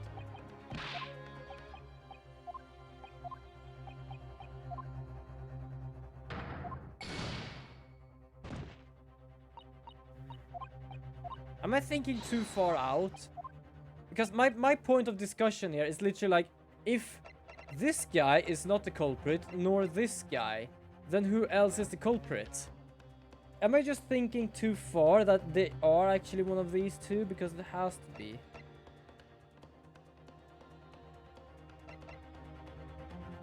Oh, fuck it. Take that! I am just pressing like pressing people's points here. Apparently that was not it either. I am getting the feeling I'm disappointing people here. Any clues? I'm allowed that if you have an idea of who it might be, I allow you to write in chat. Because I am... Who the hell is the true culprit then? I put him there, it's not him. Put that person there, it's not that person. I put the... Yeah, who is the true culprit of this crime? Literally, like... Right now, the crime is poisoning.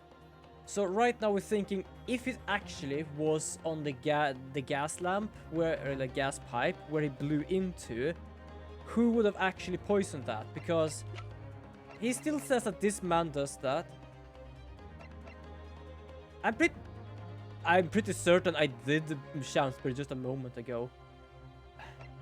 I more or less we want to this person then, but he's already like dead for a time ago. Take that! I don't know either. What the fuck? I feel like I just more or less have missed a person and somehow I do not know who. Because I checked the gas company, I checked Gary Deb. I'm trying to concentrate. And thank you for telling me to try to concentrate harder. This hasn't been really the easiest way to do that today. It cannot have been her, right? No, because she was unconscious for days. I did do Gary Deb.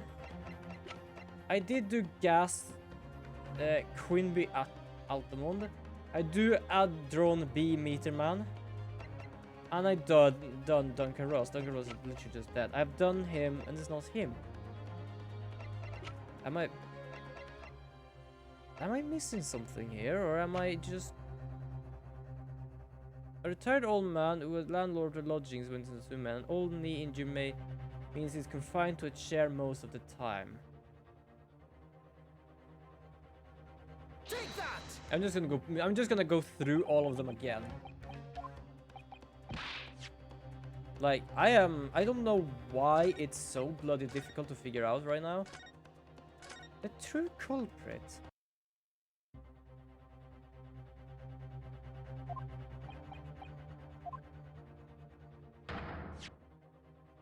Wait, hold on a second. I'm gonna check something just because of... No. Okay, so I cannot get this guy as a person because everyone is calling it a curse. Oh my god. Sometimes I'm good at this game, sometimes I'm absolutely just pissed at this game. And that is right now.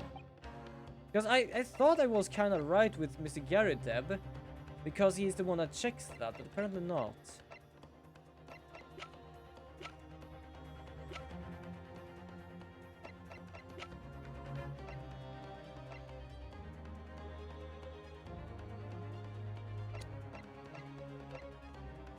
Take that!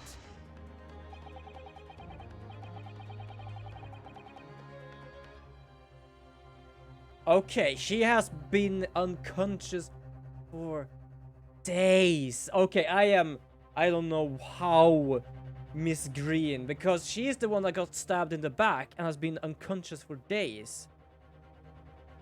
The name of the person responsible for poisoning that afflicted Mr. Shamsbury is, I believe, Miss Olive Green. Miss Olive Green. Miss Olive Green. I do feel like though I have heard that name in the recent past, Council. But I don't recall where. Miss Olive Green. The woman from 6 days ago. But how the hell did she manage to poison that place then? The victim in the recent case of stabbing on Briar Road. That explains why it was so difficult to figure out who it was, because from my point of perspective, she has not gone near the goddamn place. Other than this, because she was actually told to be here at that point, but she got unfortunately stabbed instead. Oh, of course, yes, Miss Green. She was left comatose for 3 days, I believe. But I hear she regained consciousness 2 days ago. And I hardly need to remind the court that Mr. Shakespeare's poisoning took place 3 days. Given that the woman was lying comatose in a hospital bed at the time, she appears to have a rather fine alibi. True, on the night when the incident occurred, Miss Green was in hospital unconscious.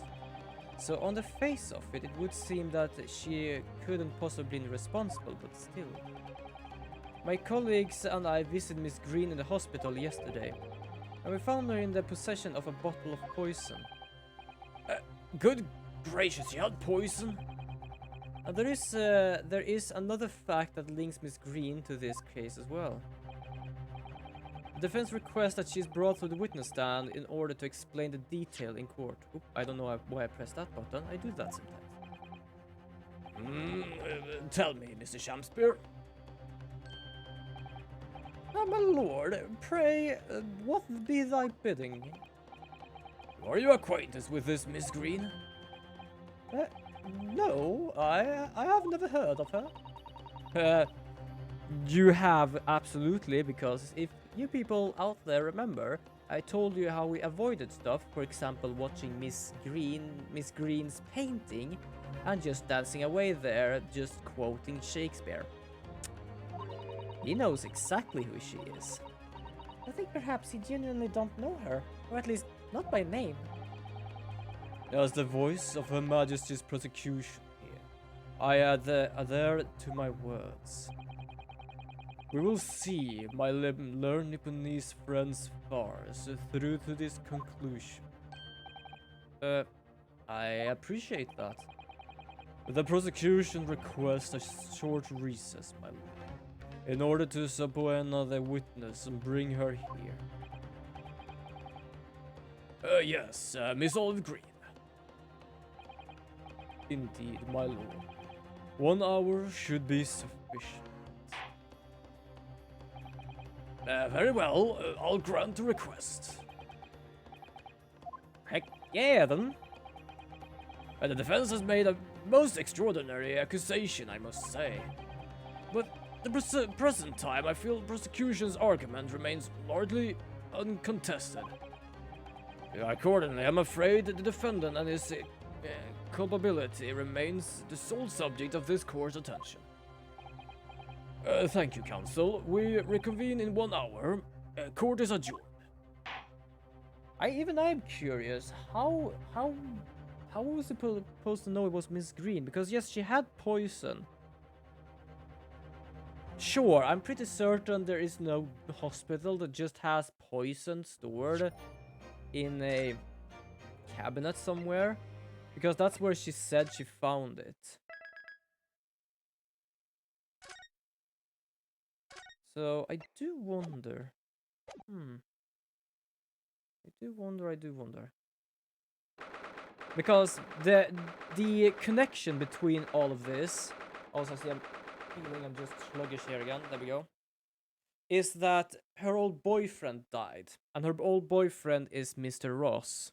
So if you already remember my speech about Mr. Ross and his death and who might have caused it, you can understand why she's rather pissed.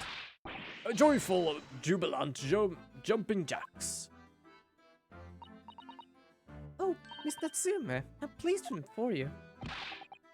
Locum student Naruto Esquire and non-Locum's juridical assistant Miss Mikoto Bark Esquires. Now finally, at long last, there can be proof. Proof that I am innocent and proof that my tea is innocent. Oh, hi there. You missed more or less a half of the goddamn court today. Also, I say Mikko Tobak because tobak is literally just tobacco in Swedish. And I think it's kind of funny. Herlock Holmes. May you drink my tepid tea and fall forever silent. The thing is, that his voice for me is kind of like the judges. Oh, Mr. Sholmes, you came. How wonderful. Please, save your derision. Derision? I know what you're all thinking. Good morning, he says, when it's nearly a time after luncheon. Your scorns is written clearly across your faces. Nobody said or thought anything of the sort. Also, if you said good morning, that means that you just slept until lunch. Well, points to you then. Apparently it's Saturday. The truth is, I was determined that today would be the day. As sleep seduced me last night, I thought, tomorrow, for once, I shall not oversleep. I'll rise early and present in court to support my companions. Such spirited determination has a beauty all of its own, does it not? Yes, if it actually worked. And then I began to muse on the subject. Why do people oversleep? I inquired.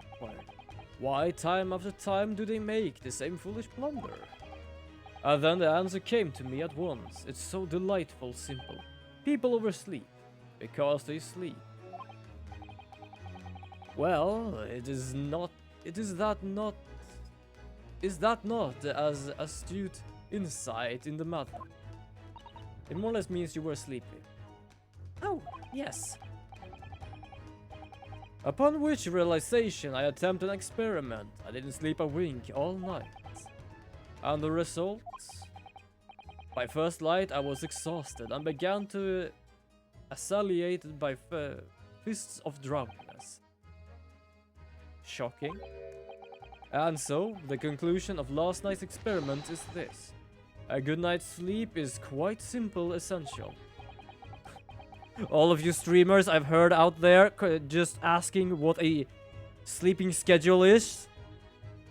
Do recollect this quote. Oh my god.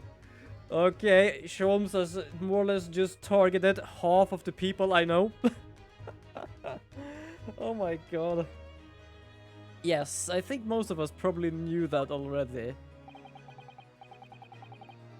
What other purpose? I prove by experimentation. That, my dear fellow, is a scientific method. Either that or you're just curious, a hell of a cat. Oh, also what did you bring? Oh, the bottle.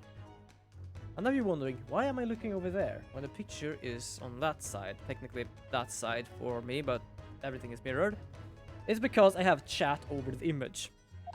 I can see the chat there. Where you see me and the bottle is where the chat is for me. Yes, of course, it's a poison that Miss Green was about to drink at the hospital yesterday. Oh, it didn't manage to... It was a laborious task, as the bottle was nearly empty. But such inconveniences does not hinder Sholmes. I managed to confirm that it contained strychnine. Yep, the same bloody poison. So I was right. Perhaps. Though of course such circumstantial evidence doesn't prove Miss Green's guilt. I shall leave the bottle in your care now. But licking the inside of the neck is not recommended. Oh hell no, I would not do that. What the fuck do you think I am? A lizard? Oh, do we want the word? Oh, hello. Ah, Gregson. How good of you to come. I am too fucking knackered to actually hear a comment like that. And so is he. So is he. Forget it. Excuse me. Wait a minute, Expector. I do not wish to make a nuisance of myself. From the look of your face, it says someone else who is thinking is making nuisance of himself. My dear Inspector, please speak freely. Pretend that I'm not here. Ah, believe me, if I could do that, life would be a whole lot simpler for me. Do you have the results, Inspector, of the investigation of Mr. Shamspear's room? Not yet. Shouldn't be long now, though. No, I'm here about something else. The dead convict, actually. Oh, you mean the man from this newspaper article discovered yesterday in Shamspear's room? Holy crap, that was a sentence. There we go. A man by the name of Selden. I went through the archives at the yard and dug out the fellow's file. There's something in there that, well, has caught my eye. Okay. Something caught your eye? What, Inspector, what? Well, I've copied out the relevant parts for you, so you can read it for yourself. Oh, thank you. Can I actually read it now? Because I was about to do that. Nope, not yet. It has not been added yet. Now it has been added. Okay, I'm gonna check these documents just because I'm curious. Okay, investigative findings related to Selden. 18 counts of burglary, 6 counts of suspected murder. Died of natural causes while he's in prison. His final moment witnessed only by his cellmate. The estimated 1,000 pounds worth of loot he stole remains undiscovered. Manchester's Strangeway prison announced the death of convict murdered and burglar Selden by natural causes in the early hours of this morning. Bloody hell, my speech. He had been suffering with a fever since end of October. Alerted by the shouts of his fellow cellmate, medical staff arrived to find him already dead before his capital punishment could be carried out. Who the hell was his cellmate then? These documents included details that were in the newspaper cutting we found in Mr. Shamspear's room. I'll rearrange everything in the court record so we don't have duplicates information. Oh, okay, so what you're saying is that you... Yeah, she scrambled in the newspaper. Why are you giving us a copy of this important file, though? Well, you're the ones who turned up the clue in the first place, aren't you? I'm just making sure things get handled in the proper fashion. No, Scotland Yard is working so wonderful. Indeed, my dear fella. And the inspector here is a shining diamond in its crown. A shining diamond in the rough, maybe? Look, I just don't want to be beholden to a lawyer, that's all. And he leaves. Okay, so we got some information, but not much more. Okay, let's go in then. Well, I shall leave you then. I'll be listening from the interest from the public gallery. Not nodding off at all, if certainly not. Thank you, Mr. Sholmes, and do have a good rest. I am absolutely believing he's gonna have a good rest.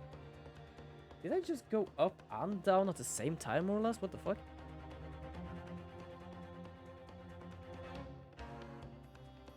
No, now it did well. Oh. Okay, I got confused there. Also, welcome, humble viewer, to the stream I'm holding here in the little kingdom, in my little kingdom in the corner of Twitch. Do hope you have a good day. Do grab yourself a knick-knack and a little drink, and do hope you enjoyed the show.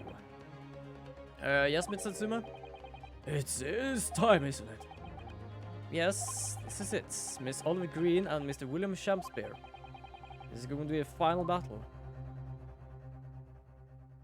I don't know why, but I kind of like to call this my little kingdom in the corner of Twitch. Because, as you probably have noticed by the name, my name is Lord of South. Lord of South? It's called Lord of South because Southern Lord was already taken. But I do like the name Lord of South. So I'm more or less just starting calling it that because it's kind of fun. Until I've exposed the whole truth of everything that's been going on. It's all coming to a head now. You can do it, Ryunosuke. You have to! Okay, yeah, hopefully I can do this without having to wonder, how the hell did she manage to get involved in this? Like just before. Also, speaking of, how long have I been streaming? Oh, only 2 hours. Okay.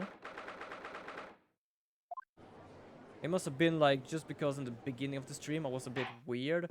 It might have been that that first hour was so slow and the second hour has been fast. In the name of Her Majesty the Queen, I hereby declare this court to be in session again now. And before the recess, we heard a most startling accusation from the defense. Namely that the victim of the case we have heard here only a few days ago is the true perpetrator of this incident. A reckless, rash and prejudiced charge of wrongdoing, in my opinion, my lord. However, the prosecution has tried to extend every courtesy to this amateur newcomer from the odious Eastern Shore. Thank you for that backhanded consideration. Yeah, it was literally just a slap to the face. Bam! A rather cold assessment from the honorable British prosecution, I must say. Oh, I need to add that to my soundboard. I need to add a slap sound because trust me, I don't have many sounds on my soundboard, but those I have are more or less absolutely useful. If you haven't seen the Golf It with Friends on Dariel's channel, holy crap. So, Lord Van Six is the new witness presented and ready to take the stand. The witness presented and ready to take the stand. I think I said that right before. Ready and waiting in the witness's antechamber, my lord. Very well. Bailiff, bring the witnesses in.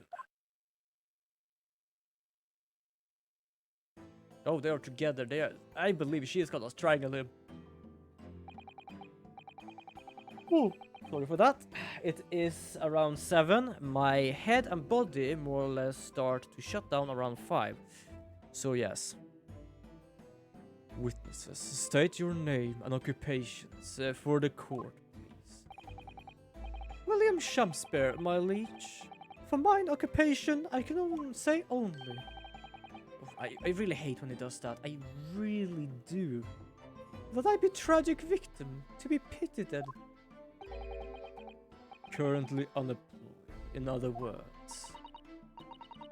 Miss Olive Green, I'm a fledgling artist. Well, no, not a fledgling, really. A hopeless failure who to speak spirited and to...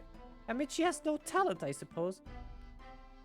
I am not fully like that, but I can sometimes neglect my own work sometimes. Ouch. Also currently unemployed, in other words. What a coterie. Also, I am not English in nature, I'm Swedish. So if I pronounce something wrong, it's because I probably never heard a word before. Mr. Shakespeare. My lord, I am thy humble servant. I'm afraid that you are no longer merely the victim in this affair. The possibility has been raised that you are in the fact assailant, intent on taking the life of your fellow lodger, and I managed to press a button. The part you have played in this whole business will be thoroughly scrutinized, I assure you. I would for naught else, my lord. And Miss Green. Yes? You are aware for the reason you have been summoned to the courtroom today, I presume? Yes, the officer did explain. He said I poisoned this... He said I poisoned this ridiculous buffoon. And do you accept the charge, Miss Green? I don't know anything about any poisoning. And I don't know anything about this man. Come, lady. Die to live. Verily I know not thy pickle pea pigment personage. The funny part is they have met each other, and I know they have met each other. Very well, let us proceed with the matter at hand. That being the assertion, whether or not Miss Green has any involvement in this affair. It's all very strange indeed. Why would you suspect me? I barely even go to East End anyway. It so happens I passed by neighborhood 6 days ago, that's all. And on that night, this man was poisoned. And one night, this man was poisoned. I was still in hospital, fighting for my life. Sorry, but do I have anything under my eye? It's like I see something in the corner of my eye. Yes. Having been unfortunately caught up with accident on the street outside the Garrideb house. Yeah, that's literally just her. Apparently the wife in there got a bit annoyed by something. There's something there. And just threw a lot of things towards her husband, which apparently also was a knife. An accident that rendered you unconscious for some 3 days. I was struck in the middle of my back with a knife. Through not my fault of my own, and now I'm under suspicion. What other irrelevant things might I be suspicious of? It's all very, very disturbing. Your energies may be better spent worrying about your random knife attacks, I feel, Miss Green. At this point in time, all that appears to connect you with Mr. Shamspeare's lodgings is the Briar Road incident for 6 days ago. That's why we would like you to testify formally now about exactly what happened. Oh no. The accident 6 days ago. You mean you want me to relive that awful accident?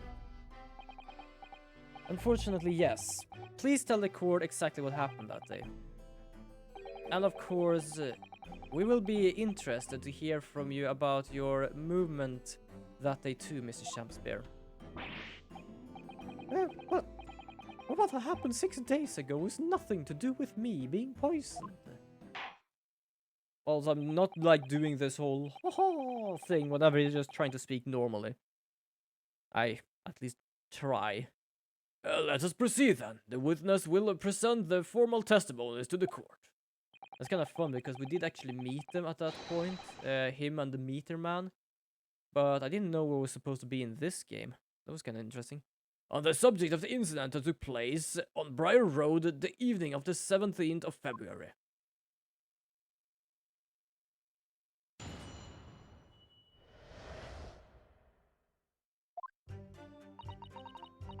It was 6 days ago, about 5 PM. I was walking along in the snow when I suddenly was stabbed in the back. I don't think you should do that with a paintbrush, but okay. Coincidentally, it happened just to be outside where the men in this case have their lodgings. I was at a tavern at the eve of which you speakst, for I had bespoken my supper. It was the first time I'd been in the area. I had a little mother to attend to, that's all. Anyway, I was admitted straight to the hospital. Oh. Yeah, probably. Absolutely probably. That's why she's blushing more than anyone else here. Does she have something in her hair, by the way, other than the knot? What is that thing? Sorry, I got rather distracted by whatever metal piece she has in her hair. I don't know. Yeah, so that's the thing. I know by a note we found that she had business around that area. Well, I don't know what it is because I'm not talking about the purple thing. I think you know that, by the way. I just I'm just making sure people understand what I'm talking about. I'm talking about like the metal thing. And it didn't really look like a ring. It like looked like it was some sort of, I don't know, medallion-like thing in a way. Like some sort of weird mark. One can only presume this is a most unfortunate coincidence. Meanwhile, you say you were not in your room, Mrs. Shamspeare. That was the following morning when I did awaken. I learned of the dire events. Mary, what commotion did the officers of the law make on the floor above mine? Yeah. I suspect there is nothing connecting these two witnesses, but happenstance. It's true. It doesn't seem as though they're unrelated at first glance. But I'm not so sure. There's something lurking in the shadows over here. I feel certain of it. And this is my one and only chance to expose it. Well, let's see if we can do it. Also gonna take a drink because holy crap. Mostly just sipping so I can keep on drinking until the stream ends, and also making sure my throat is not in pain. Don't worry, it is not in pain. I'm just saying. Counsel, you may now cross-examine these two witnesses if you wish. And if I do not wish to do that, we can just forfeit everything. Well, hallelujah. Okay, so I'm gonna press you for information. Hold it! I'm well acquainted with the case. I'm sorry you had to go through that. It was awful. I still can't believe I was unconscious for so long. I woke up to find that the case has been solved and the culprit arrested. Yes, the incident had been resolved already. Perhaps it would help you to consider it a bad dream that ended with you awakening and should now be forgotten. Yes, I suppose so. Thank you. But before you put it completely behind you, Miss Green, I need you to remember the details one last time. I must say, it's very warm in here. You must tell the court exactly what happened that day, for us to arrive at the truth about this new case. The trouble is, there's nothing to tell, really. I was just walking along the pavement.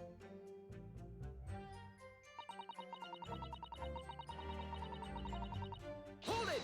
Also, I don't remember if this is before or after they have that very bad, like, metal paint, because I am pretty certain she should not have that in her face then. What do you mean? The art school you attend, what's it called? Yes, the Thorndike Academy of Fine Arts. According to Mr. Sholmes, it's just in the vicinity of Brixton Road, which is some 10 stops away from the scene of the scene on the underground. I believe you mentioned before that you also live on Brixton Road, isn't that right? So why then would you have been walking along Briar Road in the middle of the East End? You started shaking, I believe. It's because, yes, of course, I thought I might take a nice picture. The witnesses is a student of art. City-dwelling artists can't all paint grand urban vistas. That's right. I happen to like the crumbling look of that part of town. Perhaps quaint would be a less granting term. The point is, she's definitely hiding something. Yes, it seems she's not going to be forthcoming with the truth. She's trying to hide what she was there that evening. It means that there is some reason for not wanting us to know. That's where the key is. And you, Mrs. Shamspeare, on the evening of the incident 6 days ago, would you tell the court what exactly you were doing? That would be my pleasure, sire. Okay. And we already know he eats somewhere. Hold it!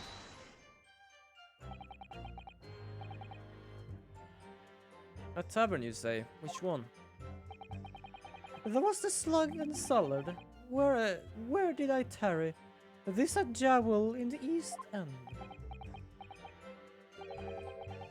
and a little unexpected, I feel. Oh, right.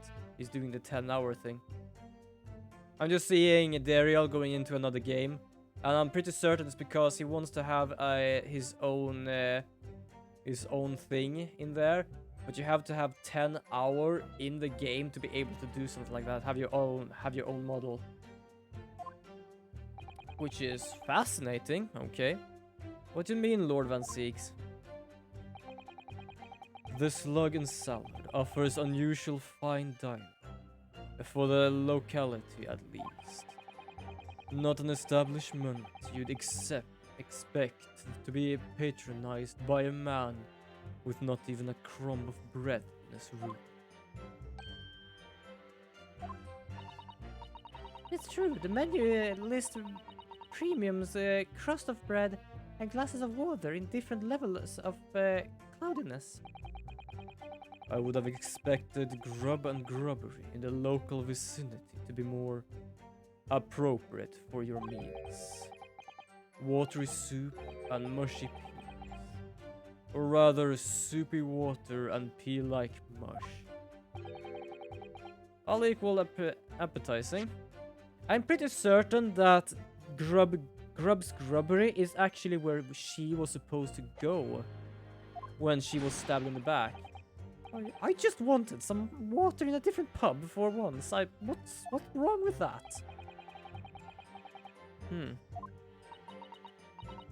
Holy crap, is something going wrong with you, Dariel? Like, you're opening your chat like 3 times already.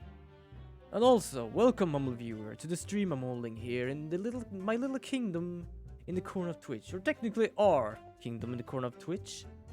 I do hope you have a good day or a good evening. Do take a bit of a knick-knack and something good to drink and just relax and enjoy the show. Or perhaps there's more plausible explanation. A specific reason why you had to go through that particular establishment. Agreed. The fact that on that day of all days you dine at a place you wouldn't normally, it doesn't stand out. So Mr. Champsbearer's own action on the day of the incident 6 days ago were slightly suspicious. I wonder if he has some evidence that can explain those actions. I don't know. Ooh, Jesus.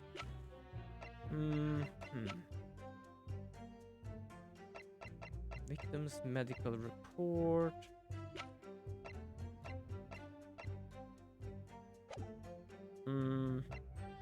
I'm not gonna do anything for now. I wish we did, but sadly I can't think of anything at the moment. When we find a clue that could explain why Mr. Champsbear went there, it was presented in the court. Yes, absolutely. I just don't think I have anything.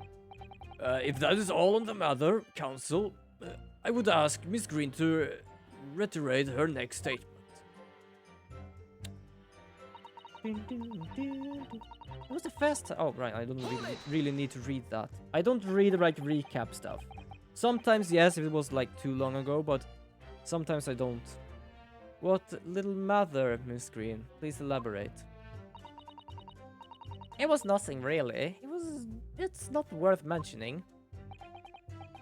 If you remember, you mentioned it as if you remember, you mentioned it to us yesterday at the hospital.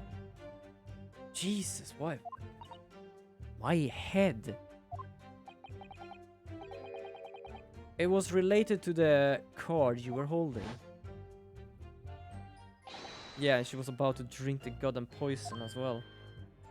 She put it aside, and then we managed to get her to fall over, and the poison was spilled out to the floor.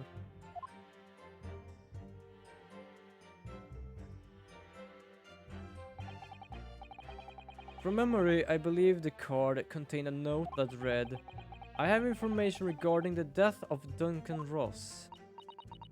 What does that matter? It does not... Excuse me. And he knows Duncan Ross. Because he killed him.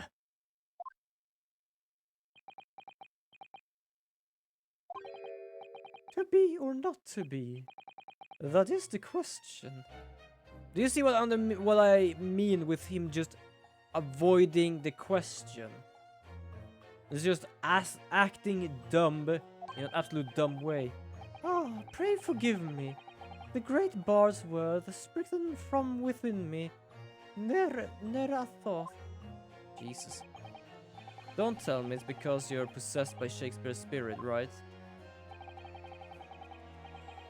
Hearing Miss Green's words a moment ago seemed to make you think of something. Something of relevance, perhaps. Nay, sire. That was nothing at all. Presumably you know the name, though. Mr. Duncan Ross, I mean. After all, you were both lodgers in the same house.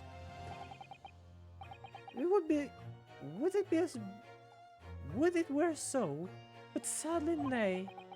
Lodging be lonely occupation, sire. My lodging fellow be rarely known to me.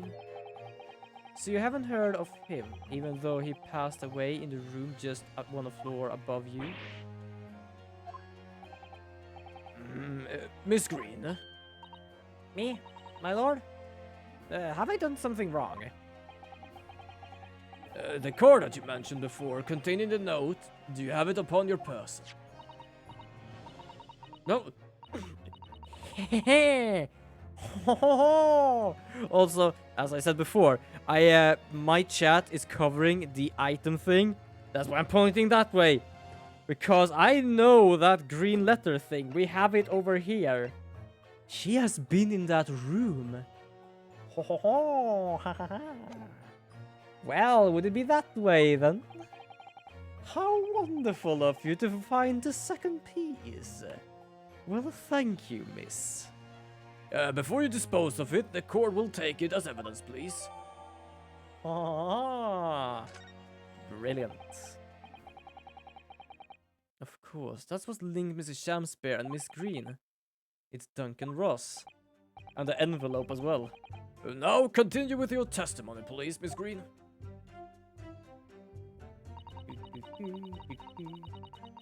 Okay, so that's actually much better. Sorry, I was hitting A. Here we go. So now we're gonna press this again. Hold it!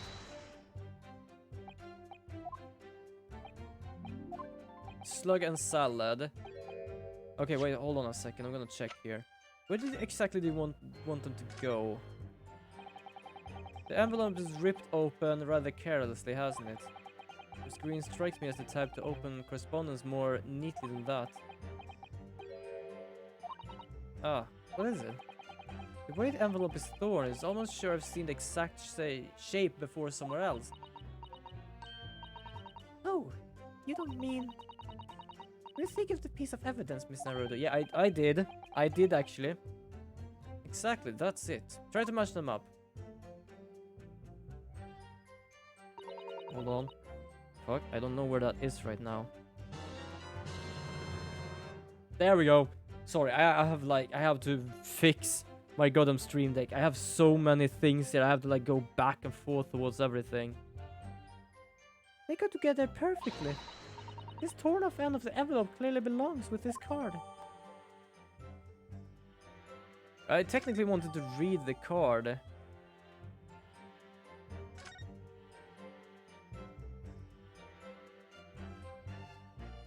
Apparently, I could not.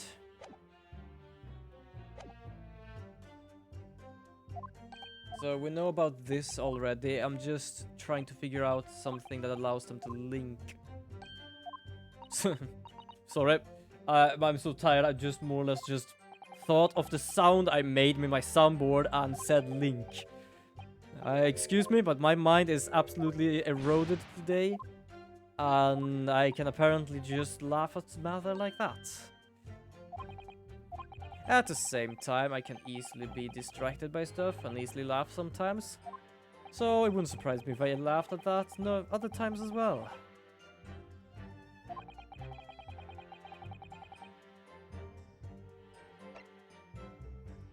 I'm gonna do that. I think it might be wrong, but fuck it, we got some extra evidence here, and that's the only evidence I think we're gonna get in this state at least. On the day in question, is it not the case that you visited the Slug and Salad, a place you don't normally patronize, for a very particular reason? I don't know what you're talking about. Pray, if thou hast some purpose, speakest. I do love he's still sweating while he's doing that, like he's still keeping up the facade. Very well, I'll present the court with evidence. Evidence that explains why you had to be in the Slug and Salad that day. Take that! Oh, the music. There we go. I believe this card reveals the answer. I did see that the life went away, but the music was slowly turned away, so I was a bit uncertain if I actually got it, but I did. Good lord. Miss Green's card, you mean? I'm gonna do this because I don't have anything that allows you to say, sit up straight, man. But yes, so I'm just gonna sure I'm doing some nice stuff here. That's right, my lord. It reads, I have information regarding the death of Duncan Ross. Come to the Slug and Salad on Briar Road at 5 p.m. on the 17th, and my nose is itching. Don't tell anybody else about this letter or the meeting. It is a matter of utmost importance. Mrs. Shamspeare, your actions on the afternoon of Miss Green's stabbing are exactly as described in this note. We got them. Personally, I find it hard to believe that it's a coincidence. Don't you, Mrs. Shamspeare? Well... excuse me. Can I say something? Yes, Miss Green? That card was delivered to me. It doesn't have anything to do with this old man, does it? I don't think you understand. Well, you'd think so, yes, but it's hard to believe it's merely... My lord, may I? Okay. Jesus, why is she picking on me now? Because it's literally, I have information. Does she even know who actually had the information? You may what, Miss Green? You may, Miss Green. I'd like to make something very clear about that card. Very well then. You may amend your testimony to include details about a particular note. Okay.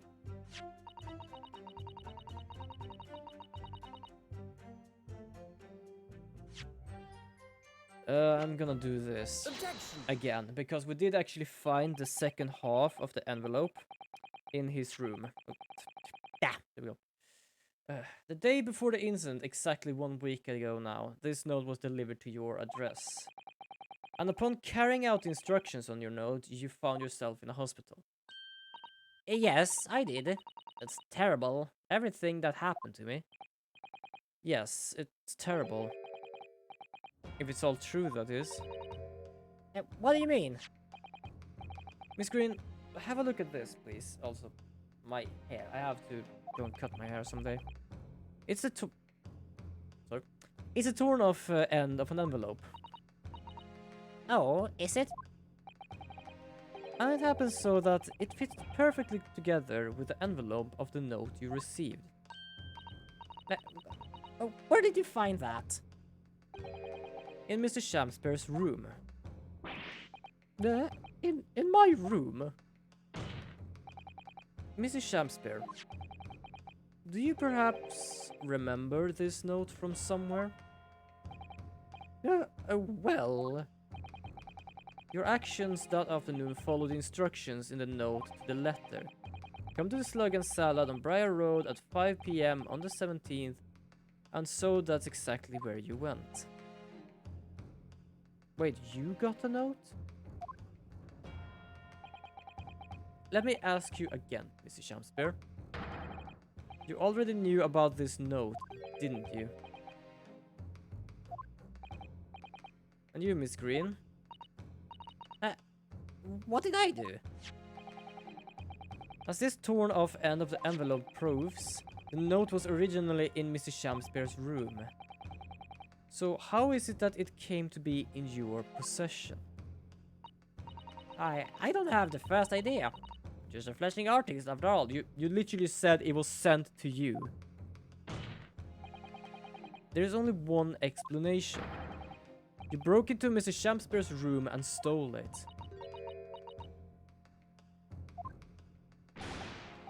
Well, you did what?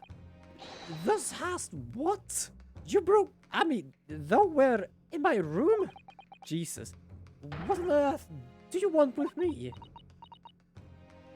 Please, could she just paint a mustache on him or something? I would love to see something like that. It would seem that both witnesses need to testify again. Ah, brilliant. So I believe she poisoned the thing to see if he would have died from it. And like, yep, you got what you deserved. And he killed Ross Green. So they're more or less just gonna get like, they're gonna just get like imprisoned for each other crime more or less. Miss Green. Yes. Whilst you have the court's sympathy, I am sure for the suffering you have endured in the recent events. Anyone found to be guilty giving false testimony in a court of law will be duly punished. Please bear that in mind. Yes, I know. Very well then, witnesses. You will give formal testimony again now. On the subject of this curious anomaly regarding the note Miss Green claims to have received. I do love how like off track we are from the like original murder right now. I do remember now. That was a week ago. Peradventure, that note was delivered unto me. On the day written therein, I did tarry along an hour at a slug and salad, yet nobody came. Thereafter, on the evening, I shared the company of the Japanese fellow. I didn't see the note had vanished. I don't know what you mean. You think I snuck into this man's room, do you? Why would I? I can point out the villain here. And as for that torn-off piece of envelope, I don't know anything about it. Okay. You now claim to have received this letter to you, Mrs. Shampspeare. I really hate when he does that. The faith is so, my lord. And I would swear to have set it upon the table in my humble lodgings.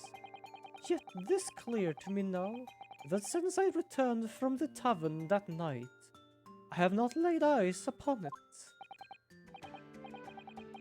Well, that being the case, young lady, it would appear that your testimony was... A lie? Is that what you think? How unfair of you to think I'm the one lying. I beg your pardon. I'm just a fledgling artist, as I said. A fledgling artist don't lie. That note was delivered to me at my address. Besides, we all know who the liar around here is. If that's true, Miss Green, how do you explain the facts? That this part of the envelope was without question found in Mrs. Shampspeare's room. I don't see why I should explain. Sorry? I'm a fledgling artist. My job here is just to say what happened, that's all. It's your job to give the explanation and the proofs. You, the fledgling... I really hate when they like just putting the work upon me, because it's literally like, you're supposed to tell the truth.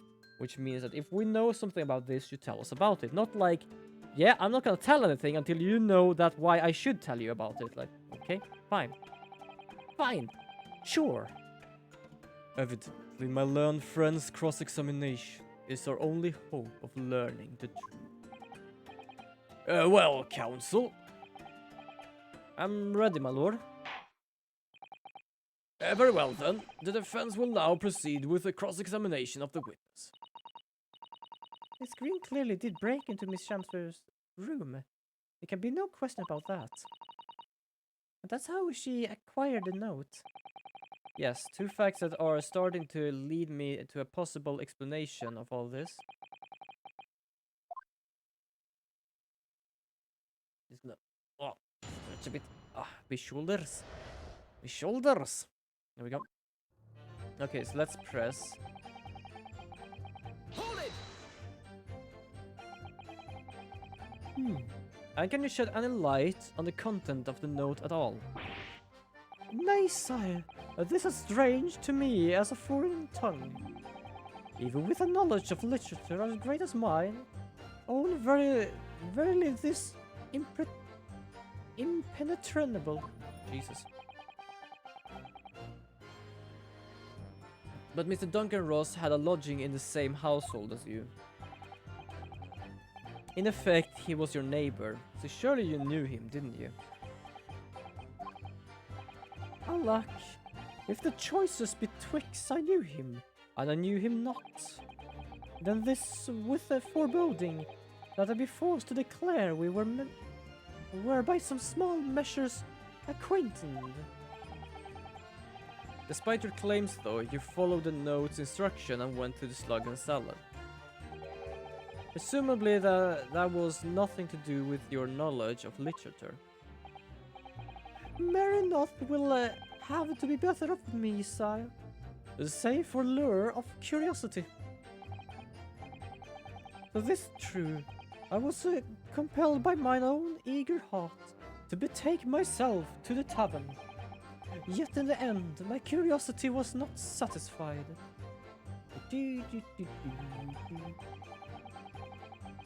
Hold it! So, even after waiting for an hour, nobody appeared. Well, yes, sire. This as thou says. Really? You paused for a moment before you answered. In truth, when thou asked whether nobody appeared, I suddenly recalled. Really? Do you mean to tell the court that somebody did appear after all? I was not alone that night at the slug and salad, my lord. No, this returning to me now. I did treat my lips to almost clear water, and my innards to premium crust of bread. And all around me danced a great many companions. What do you mean? Flies, sire, flies. Oh, good lord. In the name of Beelzebub, what were they? Fairies, perchance, from a midsummer's night's dream, come to taunt me. I think they were just flies. I can help but think they're flies out to choose something more wholesome to buzz around. Is that wrong of me? No, you're absolutely right. Hold it! When exactly did you notice it has gone missing? Such idle thoughts, they occupy my mind. I am busy with great ideas. In other words, you didn't notice. And also, welcome, Mumble viewer, to the stream I'm holding in this little kingdom of ours. Do hope you have a good day or a good evening. Do take yourself a knick-knack and something to drink, and I do hope you enjoy the little stream, the little show. Several days passed between your outing to the tavern and Mr. Natsume's visit to your room. Yes. Yes, it would appear that the note disappeared sometimes in that interval. Such idle thoughts, they occupy my mind.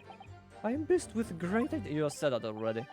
And yet, during that time, Miss Green was comatose in hospital, was she not? Clearly then, she could have not been stealing things from Mr. Shakespeare's room. Yes, yes, of course. It's sort of misunderstanding, isn't it, Mr. Prosecutor, sir? You have so far failed to give a satisfactory explanation as to how come you came by the note. I am not here to advocate for your defense, madam. I won't tolerate the inconsistencies in your story. You would do well to remember that. Dear me. What's Lord Van Sieg's getting at?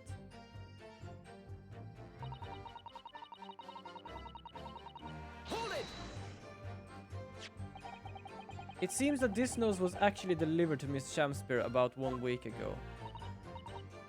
Oh, does it? But for some reason it ended up in your possession. I can't think of any way that could have happened except for you breaking into Mrs. Shamspeare's lodgings. Objection! But for what reason would the witness have done that? I wouldn't deny that Miss Green's possession of the note would appear to defy logic. However, until and unless her involvement in the case can be proven in some other way, any further pursuit of this note is meaningless. Miss Green could only have come to the possession of the note by stealing from Miss Shamspeare's room. And yet there's no obvious reason why she would have done such a thing. What if there was some other reason that she broke into these lodgings, though? Yes, we should pursue that at the end, Miss Naruto.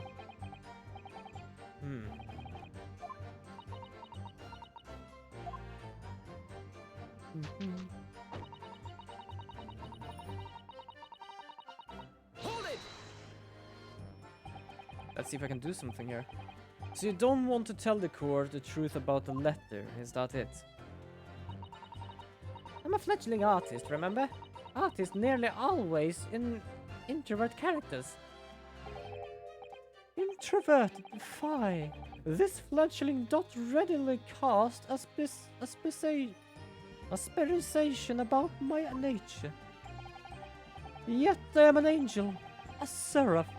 Birds do harmonize with my song. The wind doth frolic on my wings. And I really hate what you're saying. Oh pity, wherefore those dost thou accuse one, so pure of heart, humble woman? Pure of heart? I don't think so. Even a fledgling like me can see you just a failure. A tragedy, thou shalt not know the true heart of an artist, until thine instruction hereafter by death. Oh the days, oh the years, alas enlighten thee, thou must wait so long and in vain. Miss Naruto, inject with some clever remark. This is your chance to shine. I'm not Shakespearean actor, Miss Sasuto. No, as far as I can tell, the only thing that's going to resolve this argument Is evidence, yes. Okay, so I think I have everything. It's clear that Miss Green did in fact break into Mr. Shamspeare's room, isn't it? And that's where she found this letter. Yes, two more or less foregone conclusions that led me to a terrifying conclusion. Terrifying? Yes, I'm afraid to say that the outcome of this cross-examination may well change how we look on this case completely. Okay, so what do we have for something here? The poison is used afterwards.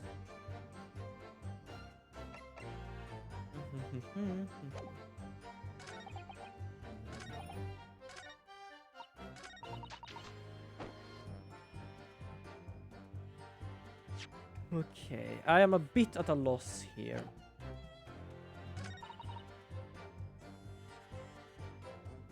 Why would you? Objection! I'm just trying. Because the only thing I need to know is why she wasn't there.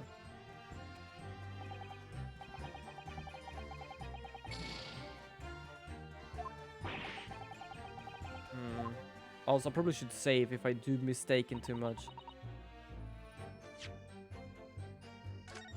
Because that I probably will do, because it's around like 8 o'clock soon. Okay, so the question is, what exactly should I be doing?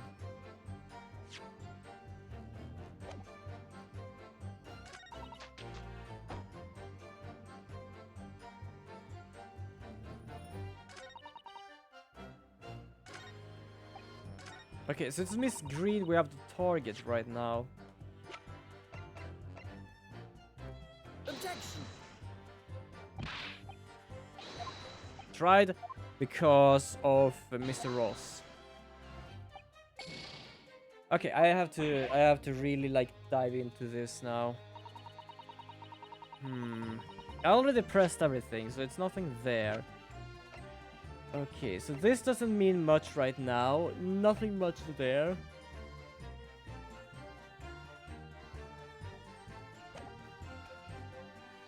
It could do that. Why would you do that? To poison something? I'm gonna try the poison, just because. I'm gonna do one last just check here. Objection! There we go. Apparently that was it. Yesterday at the hospital, we saw you with this bottle. And though the contents spilled during the course of our meeting, a small quantity remained. According to the defense independent analysis, Mrs. Sholm's chemistry set, which we're not gonna mention because people are gonna shit on me for actually doing something like that, the liquid that was still in the bottle was identified as strychnine. What? Strychnine? I cannot pronounce that, so that's what I call it, by the way. The very same poison that afflicted Mr. Shams. Miss Green, you broke into this man's lodgings for one reason and one reason alone. To cover the end of the pipe that feeds the gas lamp in Mrs. Shamster's room with poison. Can this be? You broke into my room.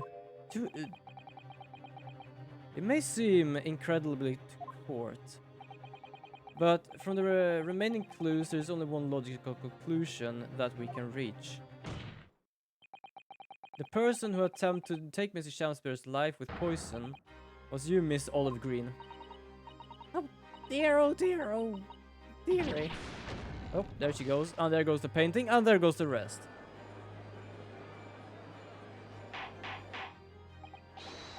Order! Council!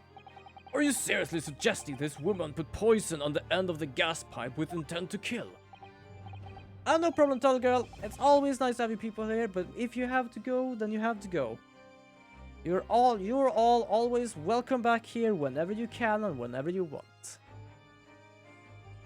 Yes, my lord, there's no other way to explain the facts.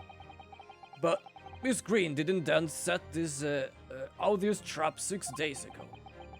And the victim had put his mouth to the pipe that very evening as expected. The attempted murder would have happened 6 days ago, surely. Well, that's a very good point. Perhaps not, my lord. I beg your pardon. There was a significant police presence in the area that evening on account of the incident on Briar Road. Local residents were being interviewed throughout the night as a part of the ongoing inquiry. A circumspect criminal would likely have chosen not to carry out any wrongdoing at the time. Lord Van Six? And of course the following morning there was more activity as Mrs. Shamspeare's address. Oh, yes. You mean his fellow lodger, Miss Natsume, being arrested on suspicion of murder? That's right. And as the defense has already proposed, Mr. Shamspeare was meddling with the gas pipe, with the gas in the pipe, for a very sinister reason himself. He caused the gas to stove in Mr. Natsume's room to go out, thereby asphyxiating the occupant. But once Miss Natsume had been arrested, his room was under constant surveillance by the police. In the circumstance that Mrs. Shamspeare had no reason to blow in the air into the gas pipe, his intended victim being in a prison cell, with the need to tamper with the gas removed, the poison on the pipe lay dormant. And that 3 days ago the situation changed again. Right, Miss Natsume's trial, which took place here at the Old Bailey's, came to an end. The trial which the man stood accused of stabbing Miss Green in the back but was duly acquitted. And also, welcome humble viewers to the stream I'm holding. Here in our little kingdom, in this little corner of Twitch. I hope you have a good day or a good evening, and take yourself a bit of a knick-knack and something to drink, and I do hope you enjoy the show. That resulted in Mr. Natsume's returning to his lodgings for the first time in 2 days. Also, I more or less just came up with some stuff like that. I do more or less say welcome humble viewer to the stream I'm holding. The rest I more or less made up for today. Just trying some new stuff, see where that goes. On that very night, his gas stove mysteriously went out and Mr. Shamsberry was mysteriously poisoned.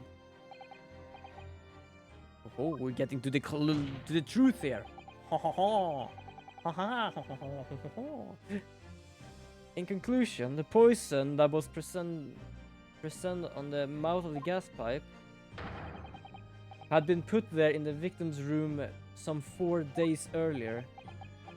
Holy crap, we know about his poisoning and then we know about some other poisoning. Also, why are you freaking out about that? Also, yes, because he did try to blow in the pipe, which means he tried to kill someone using gas. Which more or less is proved now by him being poisoned because of the poison on the gas pipe. So both of these two are more or less just under the spotlight right now. With that new understanding, it becomes clear that this letter was all part of the plan. What plan? The court will recall that the note gave instructions to visit the Slug and Salad at 5 o'clock. At the recipient should tell nobody else. The reason for those instructions are very clear now. To ensure that the lodger would not be at home at the stated time. To make sure I wasn't home. Yep, because you were about to get poisoned. Apparently the poison must have like dozed off or something, and that's why you're still alive. Exactly. Which in a way is good, because else our defendant would probably be found guilty. While you were out, Miss Green could safely slip into your room, while knowing that she wouldn't be disturbed. You mean to say that the letter was written by Miss Green? Yes. In order to recover her tracks, she took it away with her when she left. Just after she smeared poison over the mouth of the gas pipe in your room.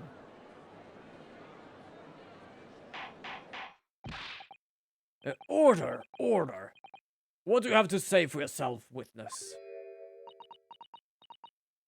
Well, I say for myself, I need something to drink, because doing his voice is holy crap. Who are you? Why do you think you can try and kill me? Miss Green's motives should be obvious.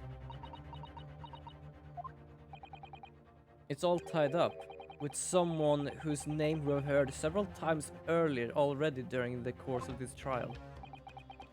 So, that's what's behind all of this. You will share your apparent understanding with the court, please, counsel. Which person behind this woman's motive for the attack of the victim's life? Duncan Ross, because he died of gas poisoning. Just like Mr. Shamspeare tried to gas poison our friend. Duncan Ross. That's right. Before the defendant, Miss Natsume, took up residence in the lodgings of Mr. Garrideb's, somebody else was renting the room. Mr. Duncan Ross. I knew I've heard the name somewhere else. It was all over the papers a month ago, when the man died in strange circumstances at the haunted lodge. That does ring a vague... of course, yes, I remember now. The young man, they claimed, was strangled by the convict's curse, or some such. Sadly, my lord, it wasn't a curse of any kind. Nor was it an accident. The man died as a result of Mr. Shamspeare blowing into the gas pipe and causing gas leak into the room. It was murder, plain and simple.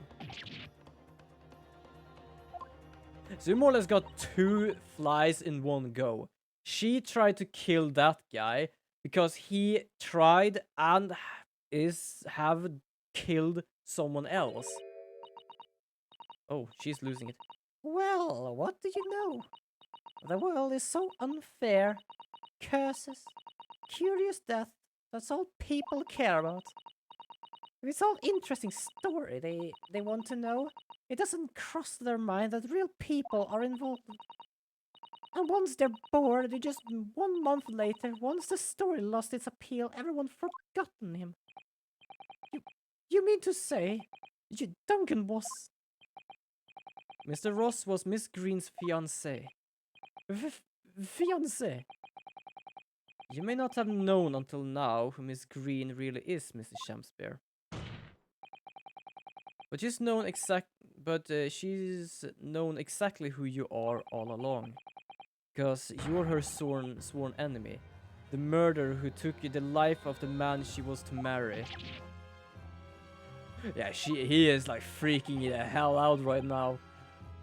Miss Green, is it not the case that in order to exact revenge on Mr. Shakespeare, you smeared poison all over the end of the gas pipe?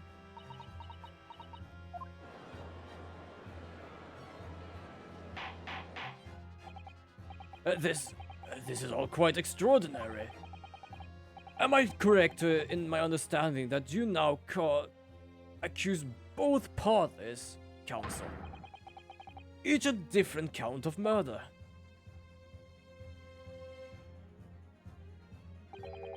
Yes, my lord. That's correct. Objection! Inhaling so deeply, it appears that my fledgling learned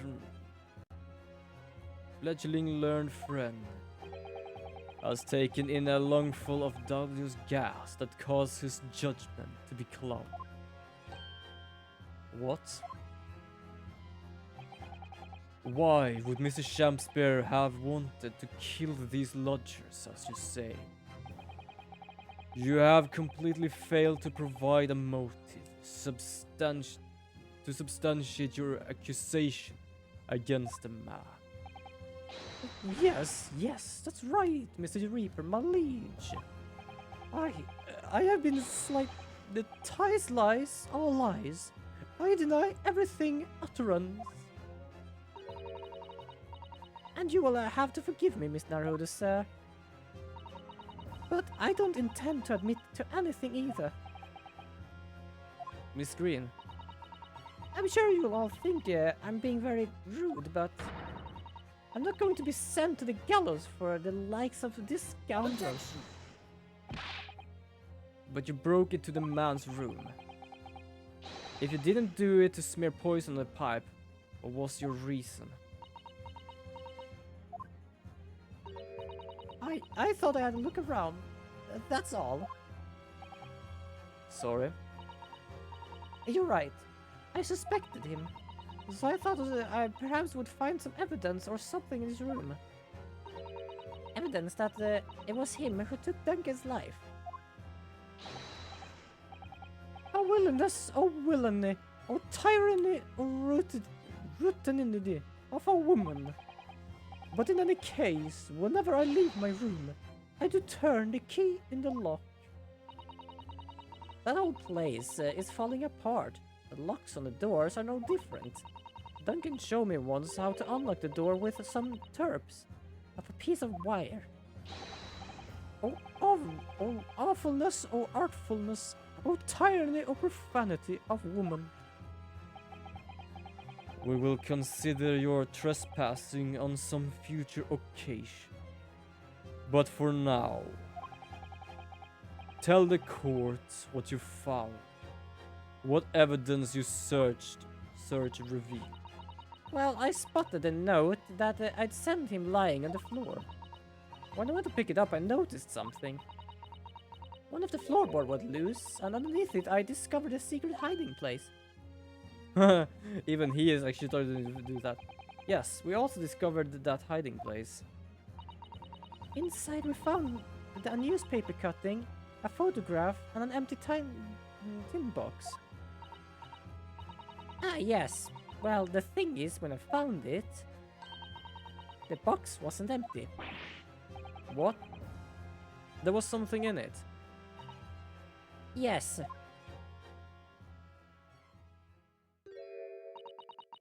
This is a rather nice key. Holy shit, it is freaking the hell out right now. What are you doing with that? The? Every ounce of color has drained from his face. Give it here. Give it to me now. It is mine. I inherited it. What was that, witness? What did you say? You inherited it? No, Inherited? Is he the guy's old cellmate? Like, that more or less struck me before, but I was a bit uncertain because he's too much of a weird-ass person. But it might be why he's a weird-ass person, because people should not recognize him. It was obviously important to you since you've gone to such length behind it, so I took it. I don't know what it's for, but you look something precious to me, so I took something precious from you. So if you mean you can't open something now, I don't care. Give it back this minute. Give it to me. Yeah, calm yourself, witness. So Mr. Shamsper has tried, and in one case succeed, to take the life of 2 lodgers now. Yes, his motive of doing so is the key to everything that's happening. But I think we're gonna have to end this here. I thought of finding a good end, but it feels like I'm not gonna do that right now. Because it's actually 8 o'clock. It is now when my stream ends.